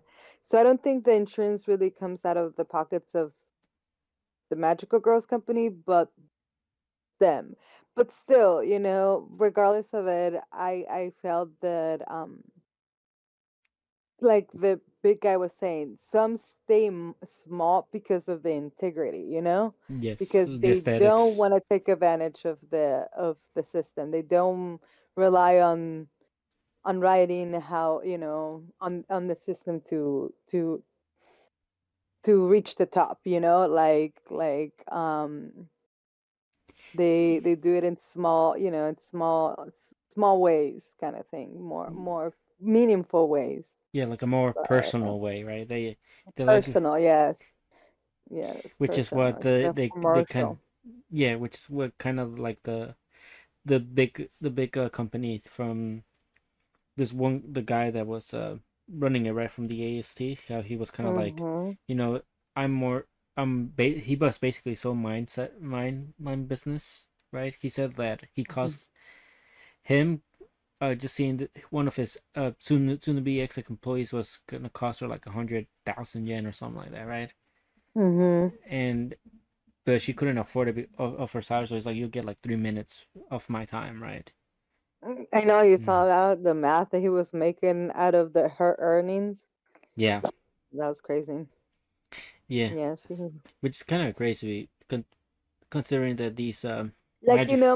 that's another way to put it, to see it, how those big companies will grow because they're only put up put up with the ones that bring in, the results, Yeah, while small companies feel the need to be more patient and to be more comprehensive, yeah, and put up with them more than the big ones would. yeah, and So, I do like how like Hannah does point out that also like that job, right, for the magical girls, like when she got her compensation, it was like pretty hefty, so it was kind of like, oh, so this is kind hmm, of like the weight that this job has, right? Like right, right. it made her even more aware of like this magical girl business is not just for anybody, right? It pays well because it is like um it is very like valuable and very much needed for like the rest of the citizens, right?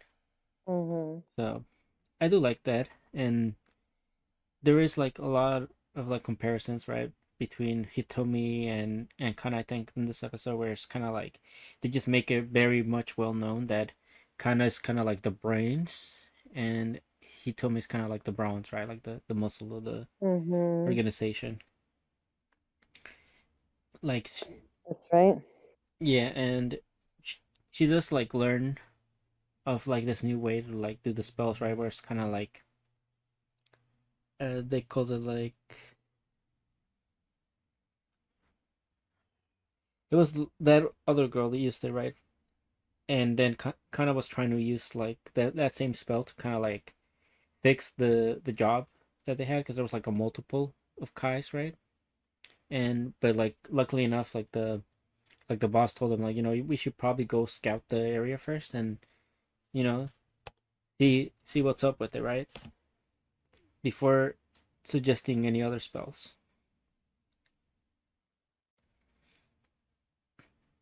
And it does kind of like show the growth that kind of has had because she does like in kind of start talking and intervening in the conversations now for the company. But Hmm. when she arrives to the town and her and Hitomi are kind of like split to like really pay close attention or like survey the town, they realize that it's like really ancient. So like if they try to use like a really powerful spell, it could probably cause like massive damage to the town. Hmm. Yeah, I mean, it seems like in the manual, it is expected for this kinds of monsters or whatever to just be because they get spread like throughout the areas to be done with magic circle for what it seems to be. Yes, But obviously magic circle destroys everything within the circle. So I was a little bit at first when they were having the meeting and they were kind of like trying to just get an idea of the job before they sent the girls. I felt a little bad and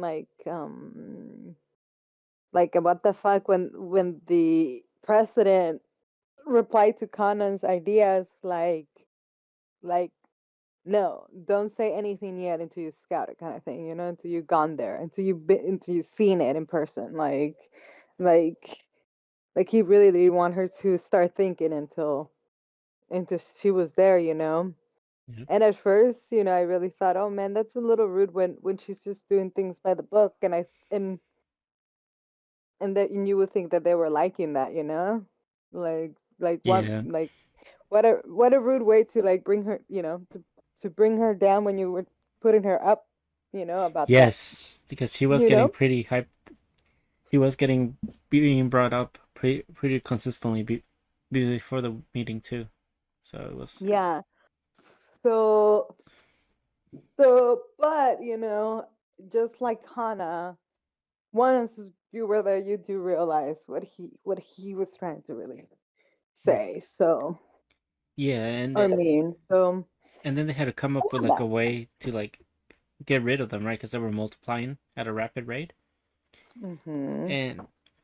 and like kind of had like an idea, but she didn't want to say anything because like there was nothing in the manual of how to like use the spell correctly, and he told me it was kind of like be brave, we're a startup company, just let us know and we'll back you up, right? And She even said, "We'll make the magic." She's like, yeah, "How is it a small company gonna make magic?" which is another way of like I think that was one of the things I was forgetting, where like small companies, obviously I guess the usage of magic also is costly, so like I guess that's also why like startups don't really like make it, right, as much, because they can't keep up with the cost of like creating new magic and like setting new supplies and Well, stuff. I didn't feel like there's so much the cost. I mean, obviously the cost is going to come with the latest technology, but creating magic really comes to knowing concept and just having the brains. And I feel like that's what they were trying to shine on about this company, that it has such a good team, like from the president to the nerd, that it's doing the coding and everything, Yeah. that they're not sellouts basically, like they have the Yes. talent. They could have like gone to any big company, but the fact that they don't like how big companies run and do things, they're staying small so they can have more control, and saying in it, instead of being told. Yeah, and I think the So the one so I guy, definitely like yeah, that we got to. yeah, and I think that one guy that runs the AST, I even called the president of this one, right? He called him like one of the most. He could have been like one of the most talented engineers or something like Right. that. And Yep. so and that it was a real shame that he got stuck like with this company that he made himself now, right? So Hmm. But it's his company, so at the same time, it's like, yeah, but I'm assuming that he could have been a lot richer, essentially, right? He could have oh yeah, probably for sure. taken after, especially because now, okay, we can probably get into like episode 4 now and really Hmm. talk about how like this president was just like going ham, like creating the circles, like obviously all the notes of like all the magics and stuff, like he was like going over and trying to like seduce like this the type of inscriptions and circles and all the stickers that go along with the circles, Hmm. right? Making sure it was all perfect, and then obviously, like you said, the nerd coded the rest Hmm. that could look alike. Uh, but and they did it like in about like 20 minutes, and in that meantime, obviously are good girls. Hitomi and Kana just had to make sure that the Kais didn't move away from the from the town that they were at. Yep. And that's what I also like wrote down, that the big companies really do this more so like a business, and Right. they don't really have Cost compassion. effective Yeah, and time. Cost and time effective. yes. And meanwhile, the That's why I think the cost of the insurance definitely doesn't go to them, no, because I mean, because because obviously already having an insurance means that the insurance is paying for it, not even you. And yeah, second, I feel like the ones that really pay for the insurance are the owners of the places, not the company. yeah, So I really that's why I'm saying like for the company's point of view, it's definitely cost effective to just you know not think about damages and that and just kill the thing. yeah, and Don't consider yeah, damages. true. But they did say, like, like the previous episode, like only like 10% of like small magical girls business actually make it. So Yeah. good thing our main one is the main one. So that one's the one we're on will make it. So Yeah. If anything, I'm already getting suspicious that the other dude is gonna see her and it's gonna want to yeah, take her. yes, because I think they've been he's been looking for a new magical girl, right? Because I think the one he has Mm-hmm. now is like, first of all, the last episode started with him with firing one, right? And he was like, "You need to bring me a new one," right? So obviously, Mm-hmm. like, hiring and getting new hands is no problem for him, and you know, Yes, because you saw that he said no to one when something happened. I don't even remember. yeah, Like he had like he was closing the deal to one, and out of a sudden he's like, "Oh, sorry, something I can't afford it." no, yeah, like he was very picky too, right? Um, Yeah. but yeah, also we get like a little more insight on like what the people were thinking, right? Because we get to go to the shelter where everybody was staying at from the town that kind of he told me we're trying to get rid of the Kai farm, right? And that we're kind of like all worried Mm-hmm. and stressing and like kind of like putting the blame on everybody else, right? Mm-hmm. And it was just one of those things when like they put them on their shoes, and how like they're worried that this town holds more sentimental value to them, Mm-hmm. and because of that they don't really have like the budget to like really upgrade to like all the new and improve like buildings, right? Because I think Right. most new buildings are like a little bit more a destruction proof, but Right.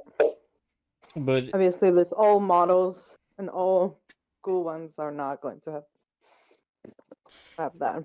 yeah, with like each new model, like you said, like things get more costly. Mhm. Yeah. So Yeah, I really liked it. I really liked this episode. yeah, and then basically, like once they got it, the magic right, right? My God, that was like so good, right? Especially Hitomi was Mm-hmm. like, "Yeah, I got it. You just cover me, right?" Yep. And she goes in and unleashes it. Like, first of all, they needed to find a good spot, right, to like unleash it at. So like they ask kind of like, "Where's the use your brain and tell us like the best spot where yeah, use your brain and tell us the best spot where there's a wider opening so we can like truly activate this, right?" And she does. Hitomi gets there. She backs her up, and like Kana gets to view the magic that she ambitioned, right, come to life. Mhm. And She really was impressed. She was really like feeling like she was dreaming or something, no? yeah, I mean, it felt like a dream, watching like, because this is brand new.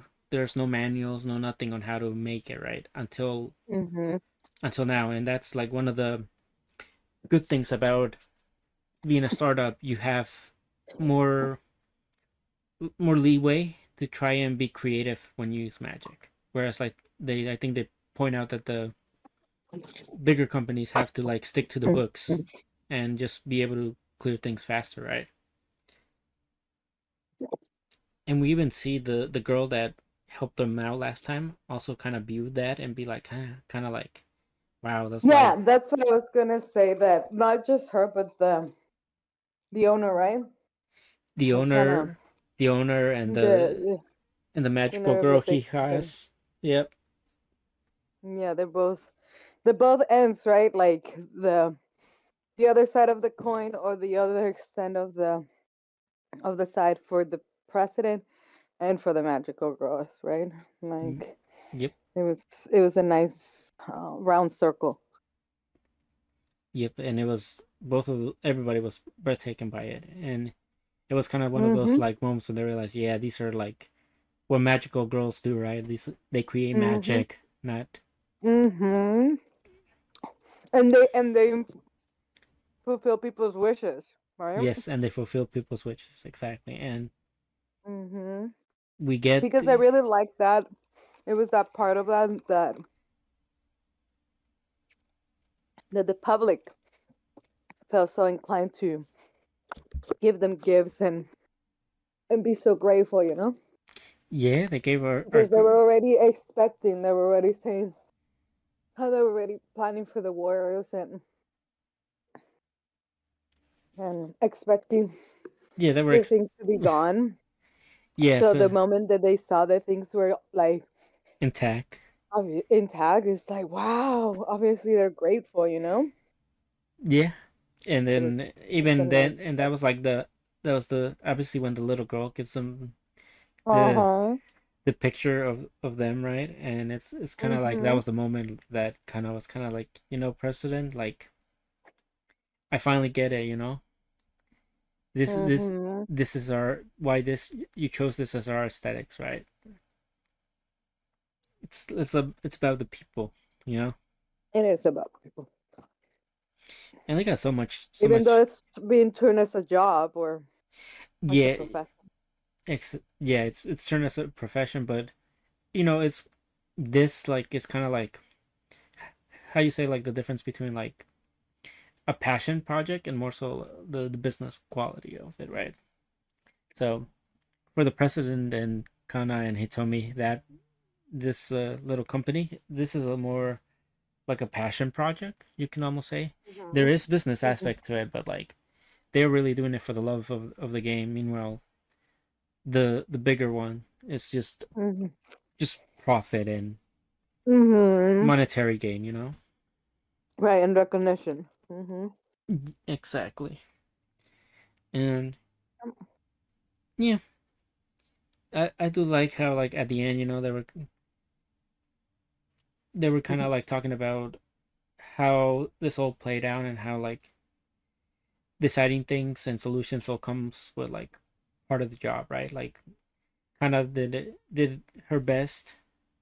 Like her intention was good, right? But obviously, like once you actually go there, they have that the other their job was to like scout and do the magic, but also like if anything Mm-hmm. occurred, it was up to the other people to find a solution for to allow them to do their job properly as well. So it was like Mm-hmm. in a way telling her like it's not just all on you guys, like you got us, Mm-hmm. right?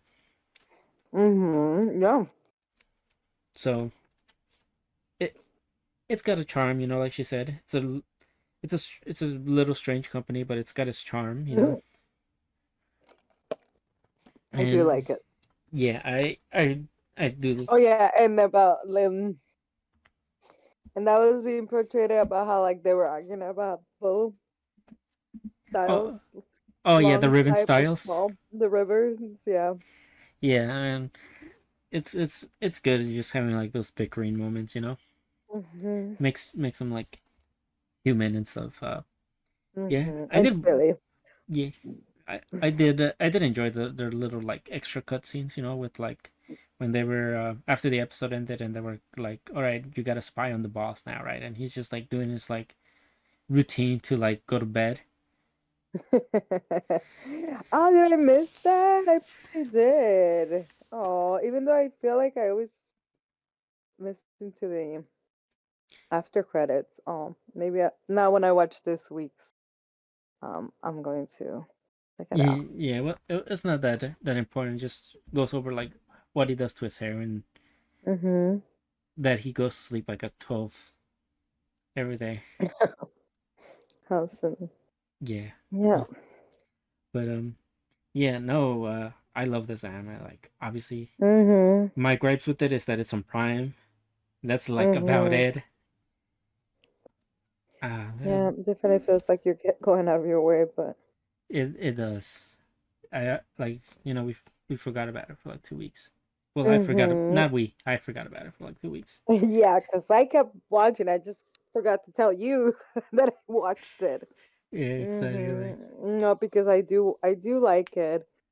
Um, and every time I turn on my Roku, I can see Amazon Prime. So something's like comes Yeah, up in my mine head, is like, mine.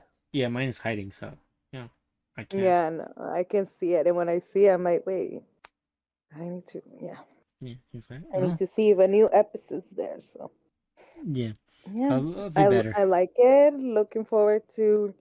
So five. Episode 5 is gonna be I good. feel like they already set the ground pretty well, and now things are might take Yeah, a like situation, like an adventure, like a drama, like more of something. So we'll see.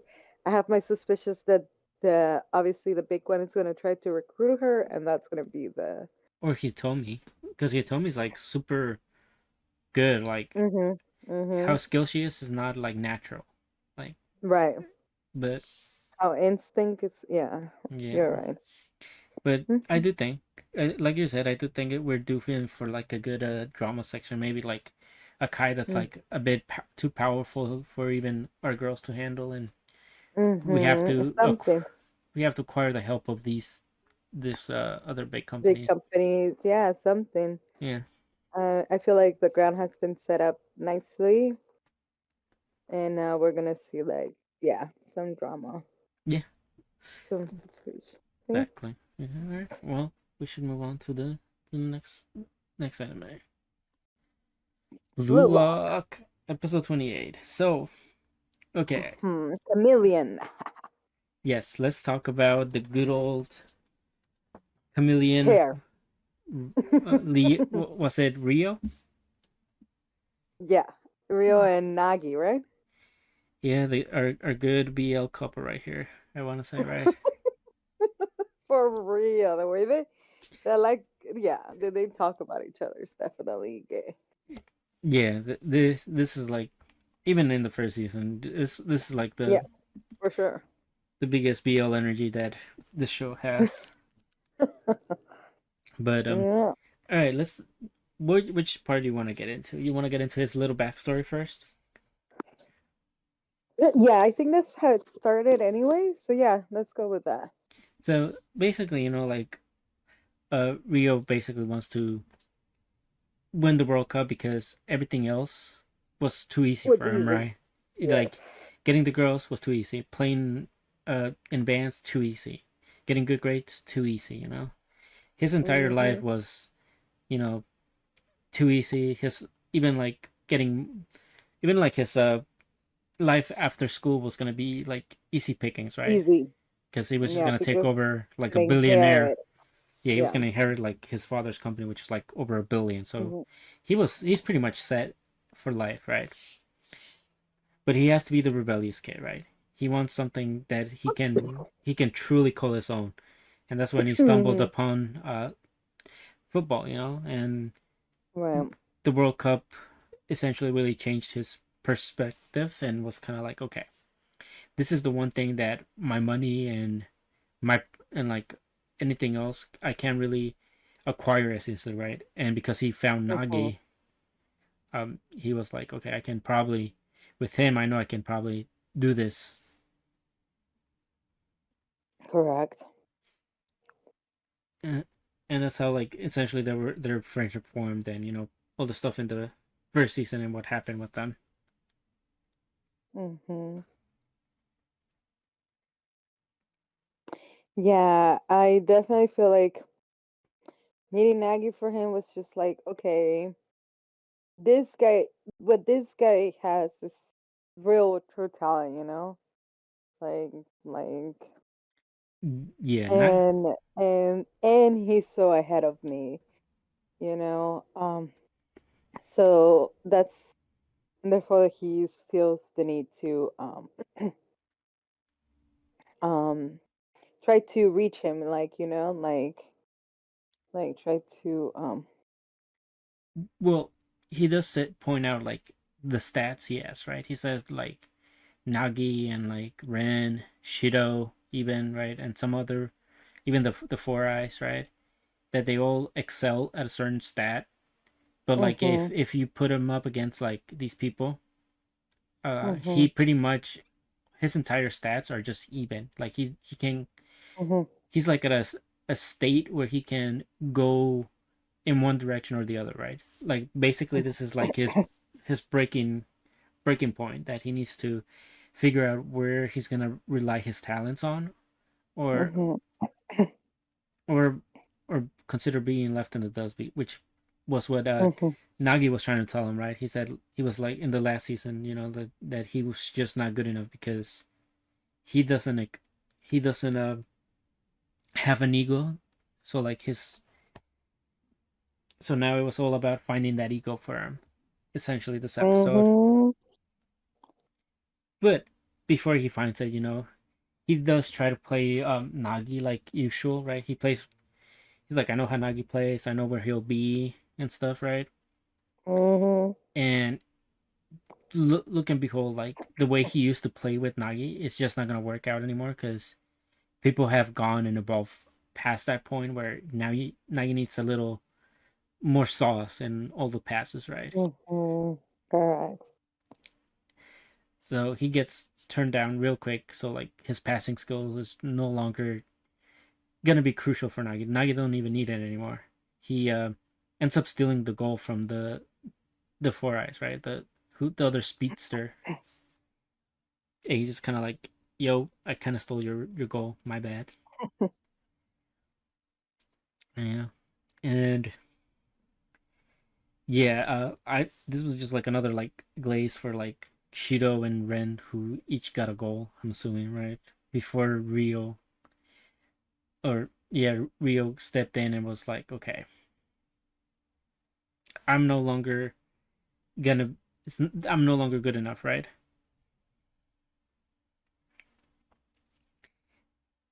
And so what he decides to do, because obviously he has a balance, his entire stats are all balanced, right? He's like, you know what? Screw like trying to master one thing, right? I'm gonna master everything. It's like I'm gonna be a master of all trades, mhm and that was his ego. Like he the was, chameleon yeah, his ego was to take everything essentially, right? And by take everything, he means take everything, because like he grabbed the first of all the glasses and speedster guy did this shot that they like did like two curves, right? mhm And Leo was able to like replicate that by like 99% essentially, right? Almost to a mhm T. And that's how he was able to like get his goal, and impress. It kind of impressed Nagi, but they still ended up losing, right? mhm yeah, that really sucked. I was like, what? Yeah. Well, So it was like, it it was happens. good because it was like Nagi was like, okay, this is what you decided is how you're gonna survive, right? And Nagi did try to like cheer him up, and he's kind of like, yeah, I'm still nowhere near where I need to be though, right? You're still Mhm way further ahead than mhm I could ever reach you. He's like, and he's like, you're you're no longer really mine anymore, right? I know he really said it like that, gay, but yeah, you're right. He was it was like that. It was Yeah, it is like that. Nagi's he's and Nagi was kind of like, yeah, this isn't like what I want, right? This you're yeah. still This is not what I want exactly. Like like I'm not gonna settle. He's like, nah, yeah. He's like, Okay, for I'm not settling for. And Rio gets it. He's like, yeah, I wouldn't expect you to settle for this either, right? So he's like, you know what? mm-hmm. You just keep going up and wait for me. I'll eventually catch up to you, right? Uh-huh. And I was like, you bet, right? And you know, this they essentially this is like their second breakup in the show. You know, the the first the first one was like okay, Yeah, this is like their break. First, like the first one was a real breakup. there's They like a seem to have gotten back together, and now they're taking a break. Like, yeah, they're taking a real good break now. oh my God, gotta love them though. No, I think this was like really good. Like this, I love th- that the other one was watching, yes, the with his people other that team. yes, the I other like that they told him that they were grateful to him too because they could keep up with him and they were able to shine because of him. yeah Again, I feel like it's such a good, change of pace and perspective of how yeah. they usually go about it. So all So, right, yeah, we yeah. should really get into it because like even now, so I was listening back to to like our second episode that we covered Blue Lock on, right? Mhm. And how it was essentially like the beginning of their Isagi's match, and how like I'm like, yeah, these are like you could there's actually friendship here, you're not you Yeah, don't have like to be at each other's throats, which was yeah, kind of sun like and butterf like the sun, rainbows and butterflies. Shit. yeah. They even were like having like little sleepovers, like it was like legit like just friendships right there, right? Then Dana guy is grateful that he was able to shine because he's able to was able to copy Isagi's moves and stuff. So he feels like he did a good job. I personally feel like out of the three, he's not making it. I think Hiyori just has too good of a passing to Who? not consider at least like benching him. Who? Which one of the three? Hold on, I missed on that one. Oh, Isagi, the bandana Is guy, that and uh, and Hiyori. the three that were sitting there watching? Yes, those three. Oh, you don't think they're gonna what make it in? I'm not like I know two of them that do make it. I don't remember if one person doesn't make it. That's what I'm saying. Oh, okay. Because I think out of like the three of them, the one that gave me the least impression was the bandana guy. Mm-hmm. But I feel like Hiyori's passing was just too good to not consider at least bringing him, to the U20 Mm-hmm. match. And obviously Sagi scored a goal, so he has to. He's our main boy either way, so he has to go. Mm-hmm. Yeah. Okay. I do like how they try to like explain how Isagi was his last play was, right, and how like it was essentially a combination of him like just doing everything all at once, and like how the entire time he has to try to regain that sense of like state, right, whereas and they compared it to like Tetris and how like it's supposed to always go faster, but you're supposed Mhm. to always like think like two steps ahead so you know where to put it. And they were like saying like he reached at that point where he was like thinking two steps ahead, so that's why he was able to like catch up to and was gonna catch up and surpass like Shido and Ren. Uh-huh. Yeah. I like they went into detail on that. It all started was like, why did you tell me to stop? Just to you no to think as reflex. Yeah, His whole analogy with the Tetris is a little boring, but it was yeah, there still. yeah. I mean, And yeah, yeah. I mean, like makes sense. And it, then yeah, I mean I mean, okay. yes, So there is another yeah, like kind of like energy that we need to talk about. Just uh-huh. Rin and Shido just constantly hating each other. Like just I think they just need to kiss, right? Like Oh they're yeah, they really do. Like the number one and number two, right? Yeah, yes, yeah, totally, bro. they're They need really to fight for they real. Yeah, they need to like Mm. let some stress go because they're obviously. I mean, they're. Basically, yeah. But yeah, yeah. After like the entire match, how do you feel about Rio? You think he's making it?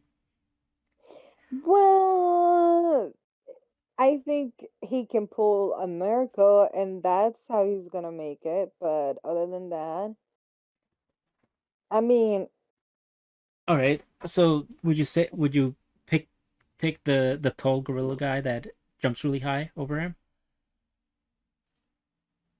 no, I don't think so. I think I will Or pick Rio. what about the his other teammates? What other team is? Exactly. You know, I I Yeah, I I, don't remember. I think I these don't. It just the oh, the long hair, was that with them? Like the he was dude? against No, them. that was against them, right? You think the long But it's hair pretty guy good. makes it? Yeah, I think he's good. Okay, yeah, I think so too. I think Uh, he's good. I think he has such a presence that you can't The ignore him. big dude, yeah, the other big dude too. I think he was in the other Yeah, he was with Ren and Shido. team. Yeah. They really Uh, had like the tall no, but squad. the other big dude with the ponytail that was, Oh, Gagamaru, yeah, the one that that one. kicked, that did the bicycle, like not the Yeah. bicycle, the scorpion kick forwards. Yes. I, was that him? He's a big guy. The one with gray hair, right? And yes, that one. Yeah, Uh-huh. Gagamaru. Yep. Yeah, that one. Okay. Yeah, I think Gagamaru has shown himself to be quite useful. So I think Uh-huh. he'll have, if anybody would take Rio's spot, it would be him, right? Mm-hmm. But all right, so we got Yeah. two matches in. Build the Mm-hmm. So aside from let's just assume the top six are making it, right? Mm-hmm. Who else are you bringing to that match? You got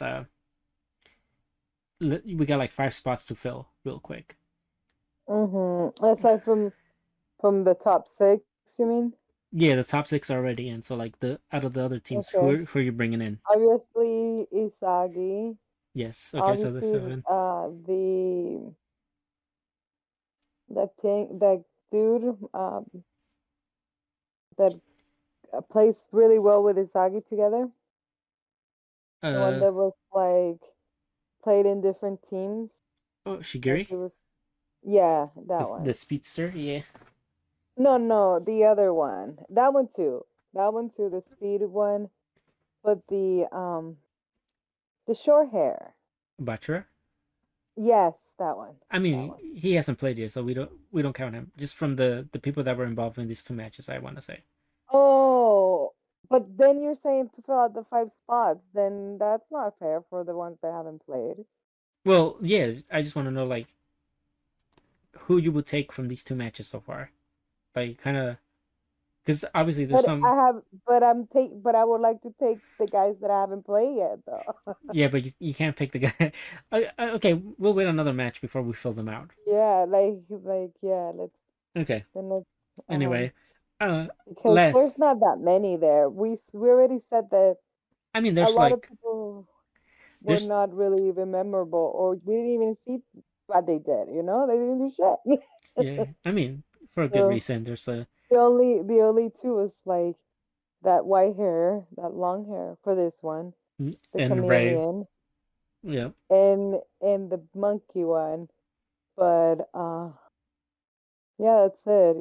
Like, Okay. but I mean, I wouldn't choose them, but I feel like picking five is like, oh, and then I mean, Isagi and those two dudes that Isagi's with. There was, yeah, I don't know. Okay. Well. No, I mean they're not the good players, I'll say so. Okay. It's Well. hard to pick them, yeah. Well. Let's talk about good players, right? Yeah. Sai. We get a little more of Rin and Rin's brother Sai. Oh, right? Yeah. I wonder who's he gonna pick. Did you Yeah. see that? Did you Yes. see All right. fucking that? Demanding that he wants someone from Luglock to be in his team? Yeah. It was I'm so. fucking streak, bro. Like who is he interested in playing with? Rin is gonna fucking die, bro, unless it's Rin. It's not gonna be Rain because he already destroyed him. Exactly, it's not gonna be Rin. Exactly. So Rin is gonna fucking die. Like, I love that he just showed up, saw the coach, saw the guy that's trying to make Japan's team a business, right? uh-huh. Or that makes a mockery of Japan, whatever. He's like, yeah, Mm-hmm. yeah, I'm out. You guys, I watched the game. You guys suck, right? I'm not even Yeah, motivated to play with y'all. I know, for real. And he was like, you know what? We'll play nice, like we'll meet your demands, like anything you want, as long as it's like within reason. He's like, oh, okay. We'll bring any player you want, right? Mm-hmm, Eh, mm-hmm. And As long he's as it's in Japan, they said too. yeah, he's like, oh, anybody you want? He's like, well, I do have my eye on somebody from Blue Lock. So Yeah. I think it's gonna be totally possible, so. okay, based on how you the little you seen her Sai, right? Who do you think he's gonna pick? Just pick one. Who? From who? Uh, You've seen what? You've seen his side? What do you mean? from the little bit of that you know about Sai, who do you think he'll pick from Blue Lock? Oh, you mean the brother from Rin, Yes. the Rin brother? Who? I mean, let's see. Maybe he picks fucking that that pink hair dude that Rin hates so much. Oh, Shido. Maybe he'll, yeah. Maybe he picks um You know what? All that right. guy with the glass. No, the guy with the glasses wasn't even that great. You Maybe know. he picks So can I tell you who I the thought he was speed gonna? guy. Uh huh. Could I tell you who I was theorizing Uh would huh. he would pick around this time? Uh I huh. thought I thought we with him, right? There was one person that was in our squad that no longer is there that I would have loved to come back in this way, and that would have been like Kunigami, right? With Oh, the yellow hair guy. the Ichigo lookalike, yeah. Yeah. Uh huh. I thought that Oh maybe it could have been him, but no, uh, you know. no. I Well, wonder. I wonder. all right. Do you see him playing well with Nagi per se? No, right? Yeah. Yeah, you feel Well, like he maybe them only them two. I don't think so. Them and within the team, I think so. okay, Like, yeah, like yeah. So, okay. Well, like, I don't think there will be like the pair in the team that will like be unstoppable or anything. But I feel like them being in the same team will make them unstoppable. Like I don't know. Does that make sense? Like they yeah, wouldn't really they work together, but they work well together. yeah, like they wouldn't Right. work together, but them just Mm-hmm. being in the same team makes them Yeah, it be works better. well. Yeah. Yeah, it will be better. Like it'll be, yeah. Uh-huh. Okay. Well, I'm glad you said Shido, because Shido's pretty would be pretty nasty work if they take him, right? Yeah. Or they take our number two from us. Mm-hmm. Exactly. Okay. Okay. Well, that's a good 20 minutes on Blue Light. That's. I think we should move Mm-hmm. on to something else now. Uzumaki. Utama. Yes. What a decent finale. We got a Nice little run. yep. It had a good little run. Good for the spooky month, if I do say so. And this one with like was getting crazier now with typhoons and people becoming snails. Oh my God. And people eating them. No. That was people were eating snails, becoming carnivores, right? Mm-hmm. And it got crazy because Cannibals. Yeah. yeah, it got Yeah. really crazy. Even Chuichi was like at the brink of the breaking point now, like for the first time, or like not first time, but like to the at most where like I think any human could withstand, you know. And things just kept getting worse for our good family, Kari and her brother and her parents, right? Things just kept getting worse and worse. First of all, the dad got carried off by a typhoon, right? Mm. And the mom got injured during one of the typhoons caused by the butterfly gang, who themselves become typhoons by like moving very quickly.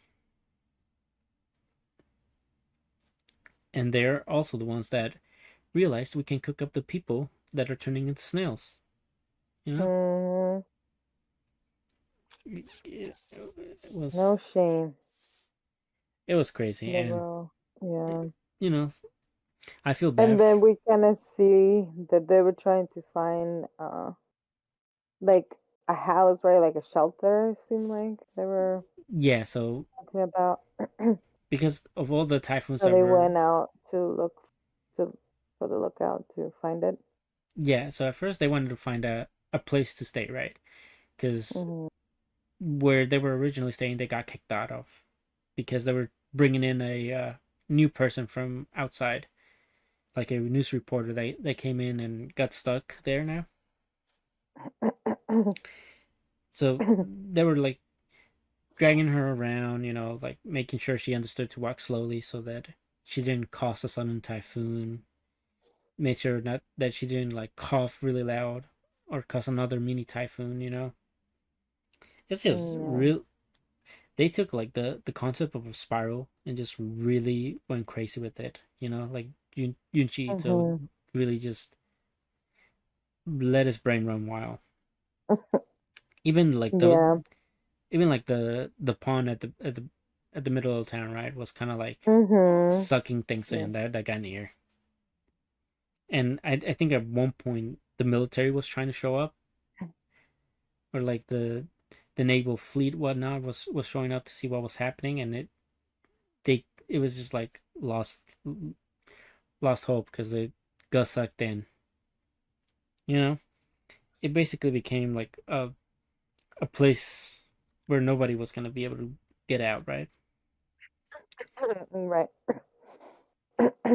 Even people that tried escaping back through the tunnel were like saying that it started contorting, and the passage started getting longer in a form of spiral essentially too, right? So it was kind of like creeping them out, and they went back to try to find another way out.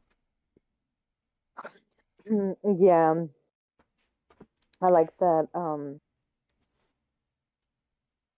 They even went out to the mountain and figure out. And I don't know. At first, they thought it was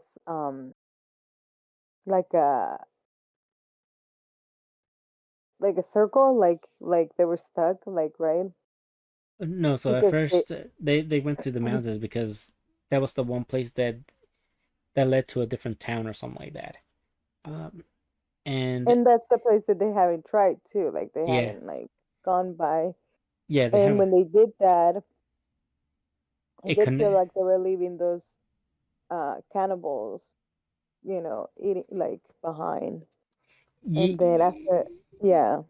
Yeah, I mean they were trying to leave them behind, and also they realized because one of the people that arrived in town that tried to escape through the tunnel, they also Mhm. went towards the mountain, but like in the opposite direction, and they ended up connecting with them, right?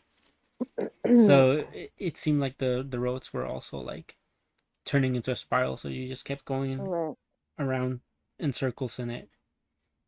right. And the main takeaway is that the people that were, because they were all moving like really slow, they they were becoming even more affected by the spiral.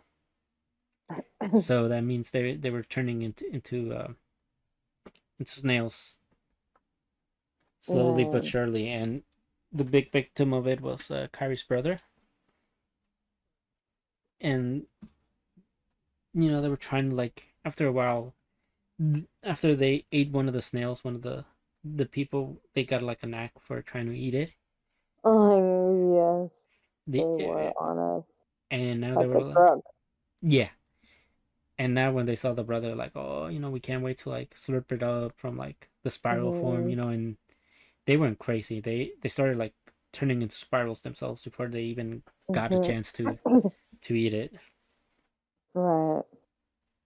I I loved how, not love, but like I thought it was funny how they were trying to get away, and she like let her brother go down the.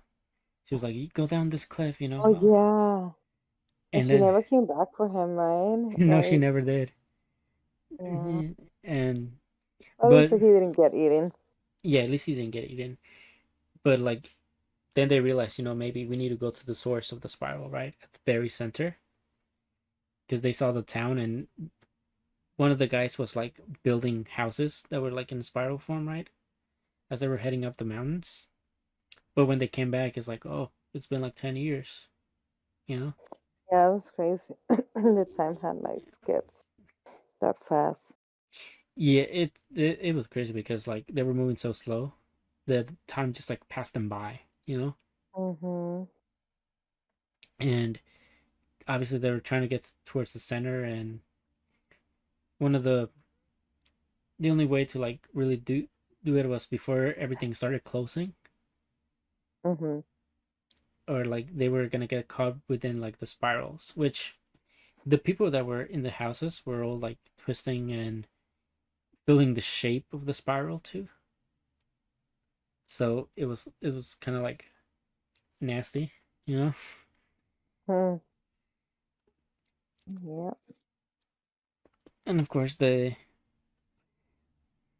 make it to the center, where everything was like heading towards, and it's kind of like, well, we're in this together, let's finally figure this all out, right? Mm-hmm.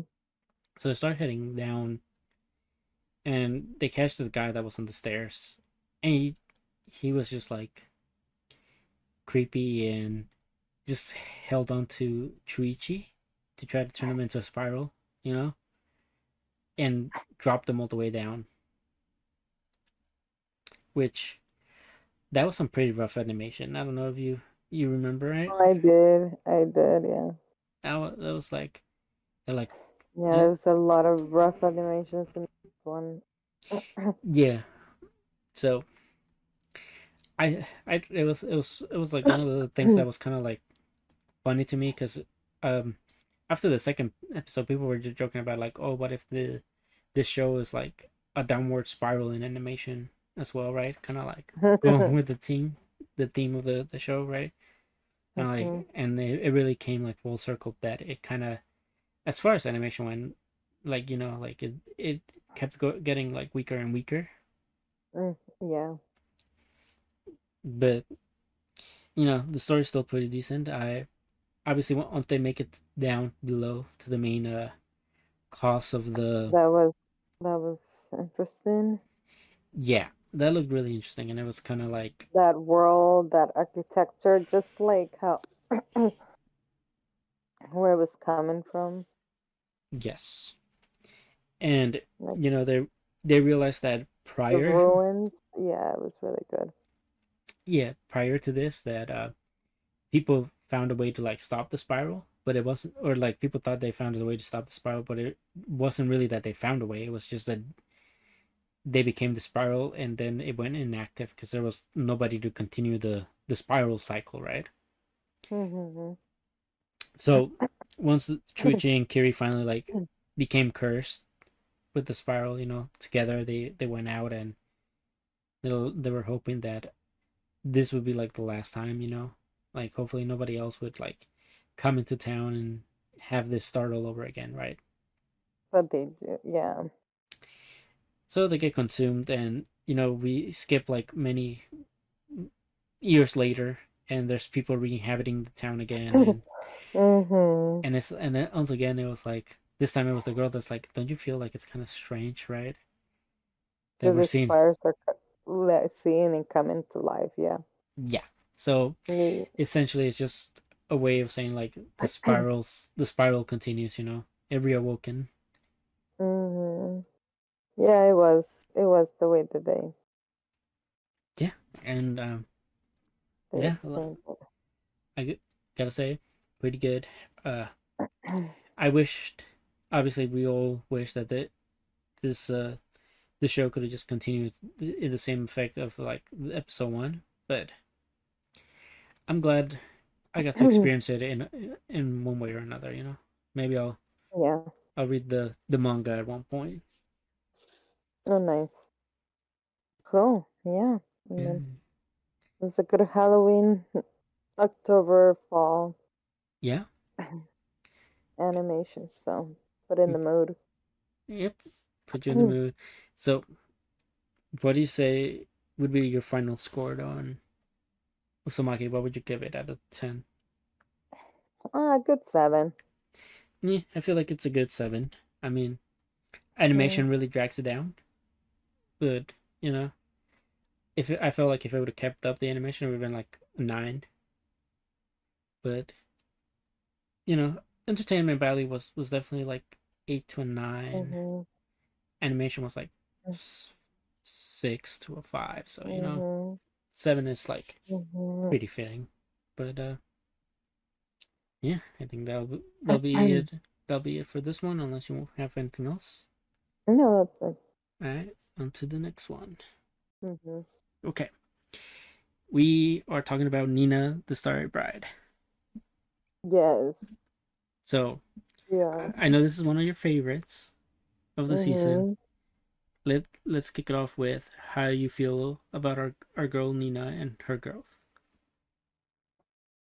And what? and her growth this episode. Fully embodying her actual fake identity, Alicia. Oh yeah. Well, I really like. I know. I mean, I just like that. It's because the words of the former Tina have resonated with her, and saying that only Alicia can save Ass and this kingdom. So I feel like that's definitely a big part of why she he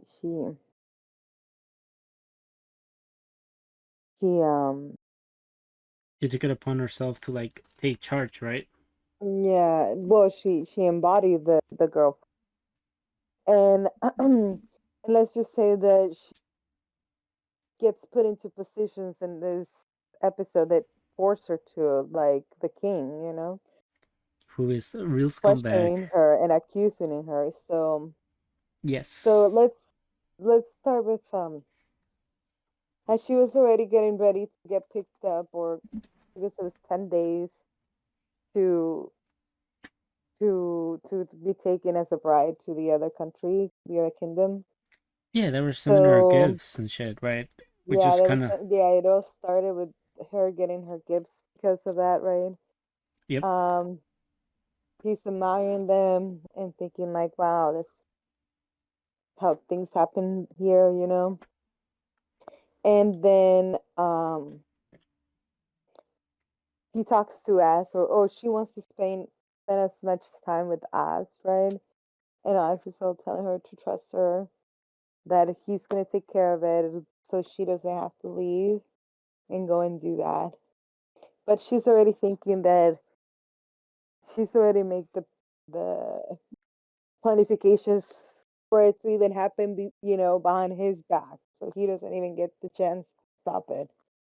Yeah, So, because she gets the help from the old king, right? To like, right. and like his people kind of help her to like fulfill that role of marrying this other prince, whatnot. Hmm. But So, but yeah, she does spend a nice day with our good boy hmm. Sir. Hmm. You want to go on Yeah. how their date So they went? go on a nice little date. It was really beautiful because they go to the market.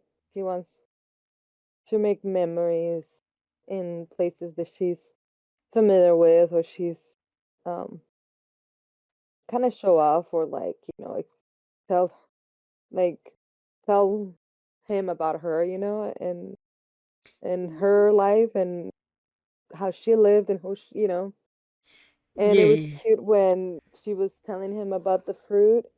And that And she then he stole. stands and and then he's like, "I pay off your debt." Like, I thought it was very, very cute. Now you don't own anything, Now it's been It's been fully paid now. so. Yeah, so that was good stuff. Very cute. Um, I believe there was even a kiss after that date. Yeah, they did. So She's the one that yeah, initiated it this time, I think. Like, yeah, but yeah. Like hitting him on the cheek, and then him not being able to help himself and saying, "You silly, you know exactly what this is. This is love." Like, yep, he straight right? up says it Yeah. now, right? Like, he knows what it Mhm. was. Uh, and I do like how the entire time he's with her, like, or like at least afterwards, he's kind of like looking at her and he notices that something's off, right? But he can't quite put it. Right. Like he looks at Yeah. her and it's like, is everything okay? And she's like, yeah, Mhm. Eh, Mhm. but like deeper in her mind, she was kind of like, well, this might be the last time that I get to see you, right? And so I'm glad I got to like spend this time and make some memories with you, right? Because Right. to his knowledge, she still has like another week or two Mhm. before she even gets picked off and sent to the other place. Right. Supposedly, yeah. But she's arranging everything with the former king for it to be Exactly. sooner, and during his absence. So, Yeah, because so as we see, she also talks to the queen and king, right, to kind of like really know where the pieces are, like, and what's moving what, you know. yeah, so like she talks And to the queen and the queen's like, I don't know what you're hmm talking about. right, I like don't I like know that henchman, and I even admit that guys do good. So what is there to talk about? Like I don't understand what we're talking about. This no, if we already know this, like yeah, she told him that like she told him that's not even my hired man, right? That's to the king. The king's the one that hired him, that's the right? king's dog. Yeah. She's like the king's dogs, and So just a matter of seconds, the king walks and he's like, ugh. So you're talking about me, right? yeah, basically. So And he confronts her, right? And it's kind of like, and then takes it from there, kind of thing. And then she realizes like pretty early that it was him. yeah. And yeah, And so and also we get confirmed that the king does have suspicion that she was fake, right? Because right. I remember telling you like earlier that there was already somebody that was suspicious of her. Be- Mhm. and but at first I thought it was the queen, but this episode made it clear that it was actually the king that already Mhm. became suspicious of her. Uh, so like he even pointed out like Ashur is he's a replacement, just like you, right? You know, and it was sad to find out like what he did to his son because in his Crazy, crazy. And the way that it comes, right? Like he's like, I'll tell you my secrets. I killed my son. I'm using this other kid, you know, yep. and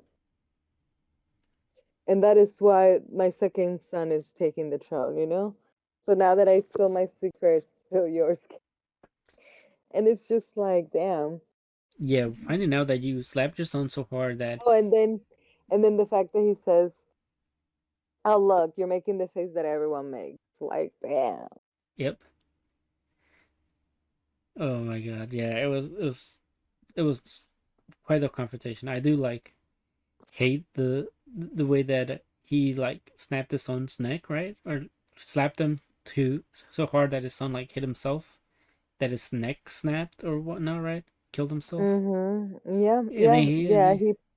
He slapped him against the wall so hard that he just didn't make it. yeah, It was really, really obnoxious. It was yeah, and crazy. then he just kind of like it's like, well, he's just a pawn anyway in the higher Hmm. scheme of And the fact that he goes further to say the pawn is being looked, up, they're looking up to my pawn more than they're looking up to me, and I'm the fucking king. yeah, exactly. So That's some sort of twisted jealousy, like yeah, so entitlement, just full entitlement. exactly. Yeah. And this is when like Nina really turns up the Alicia gene, right? Where it's kind of like, well, this is what is gonna end up happening, right? Because I am gonna marry this other prince, right? But Right. in my absence, you are not to touch Ashur, or I will come back with a Mm-hmm. vengeance. Right, from with that other country, yeah. Yep, And trust me, and that's when she really gets him, right? That she says, "Because I'm the real Alicia, I will know because I have the power." Like, yep, so, so yeah, that was good. And obviously, we see that during as absence, our princess is being taken to the other kingdom, yeah, and and she's all regretting it, trying to convince herself, but at the same time she just wants to see us again, right? venting it, venting about how much it hurts and how she needs to let it out now and cry as much as she can, Yep, and wishes that he would stop her. But obviously, she made it all possible that that wouldn't even be, you know, possible. So it was really heartbreaking, to see that. yeah, and also Even I want to say it was even more, just as heartbreaking, just seeing us finally show emotion, right? Because throughout this entire, so far these entire 4 episodes, he's been kind of like stoic, but like this episode, he's really shown like a more caring side, and now of course, yeah, of course growth. he's shown a really like heartbreaking like side to him. Like he was really hurt that she played him Oh like, yeah, we really see that too. yeah, Ay, Dios, yes, yeah. yes, And yes, then yes. I do like that the show was like, yeah, we kind of like broke your hearts real quick, but let me just show you what Nina's really getting into, right? Mm-hmm. And we have the little cuts. I Yep, go ahead. may talk about adding drama, adding more, drama to this because that was already getting dramatic with the fact that these two lovebirds became lovebirds, when they were just business partners in a way, Yeah, like, I, but now we have this other character that, damn, you need to watch Prince Set. for. Yep, which his introduction's quite memorable. He was in bed with 3 women and he Three blasted one of women. them. Yeah, Mm-hmm. he blasted one of their brains out. You know. Blasted. Yep, blasted it, and he was just like, oh shit, I got a new wife coming. Shit, let me get ready. You know, and it just ends with him like getting his clothes ready, and that's about where the episode ends off. And they make a very, very clear that his eyes are red. Like they made it to the point where you Mm-hmm. had to notice that his eyes were like crimson red. Mm-hmm. Yeah, they did. And then his outfit matched with it. Yeah, exactly. But yeah. Uh, Yes. all right. So we made it through the episode, and I just gotta let everybody know that you've actually read the entirety of the I manga. That's did. I caught up to it. I so. I picked it up from this episode, really. Like I really did. I picked it up from So this episode no and I read it spoilers, no spoilers, but to what it is. right, but no spoilers. It gets does it get better from here on out? It does. It really does. But now it's kind of like it gets because we are in chapter 7 and Th- from 7 to basically 30 it gets crazy good, like so much better. From it has 59 chapters, oh and wow, then but now from like 40 to 59, it kind of it slows down a bit. slows down. But I mean, it's they're on a specific long, like, how like I was telling you that some animes have like they drag their goal, like One Piece finding the One Piece, and then like some like Arifuneta doing all these labyrinths, It Yep. put like a gold, and then depending on how it's written, it could drag. It could like Yep. um it could so that's kind of what is happening with, like, there is like Some a drag. mission or something that she needs to, or in the story, and it's still between the two countries. It always Okay. comes back to that. It always comes back to that. But there's like a specific thing that happens at gold that needs to happen, and it's kind of like dragging It's, it. it's okay, So it's but the peak already came, and then now it's just like steady kind of thing. But okay. How's the art though? Since you've the art, it's gorgeous, and I really really love how it's really a different culture, like style, oh, like just like yeah, yeah, the design, the wardrobe. It's like a completely different culture, and even time. yeah. Because I It's, like I said, like I've seen some comparisons from manga to anime, and I've really been it's been one of the ones I'm like, okay, this one's probably like one of the ones where like the manga could be like probably better.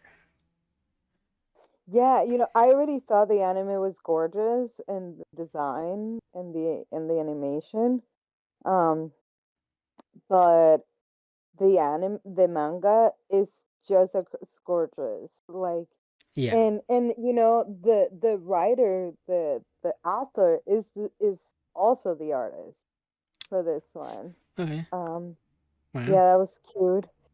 Okay. And and another thing that I liked about it is that she really reminds me of Nana, and I feel like her design it's a little similar too, Oh, damn. like Okay. Hachi, Yeah. Hachi, Yeah. Yeah. No Hachi. like especially in the manga, like her design and her character development becomes very very very similar to Hachi from Nana. Okay. Well. So and I thought that was very very cute because you don't really get to see those girls too much. I don't know. Yeah. Well. No. I. Yeah, it was I. great. I think we should save that out for like another ones. But I just wanted to make everybody aware that P-Gens actually knows what's coming, and she'll be like probably making comparisons from here on out. Probably. But so far I feel like they're really doing a good job. So Okay. Well. that's Yeah. really good. Looking That, forward to it. And it's two cores, so it's gonna be beautiful. oh, it's the course. Wow. I Okay. think so. I I mean think that is everything. what's happening. Everything's two course now. So Yeah, for real. anyway, that'll be it for this one. We should Okay. move Good on to the night.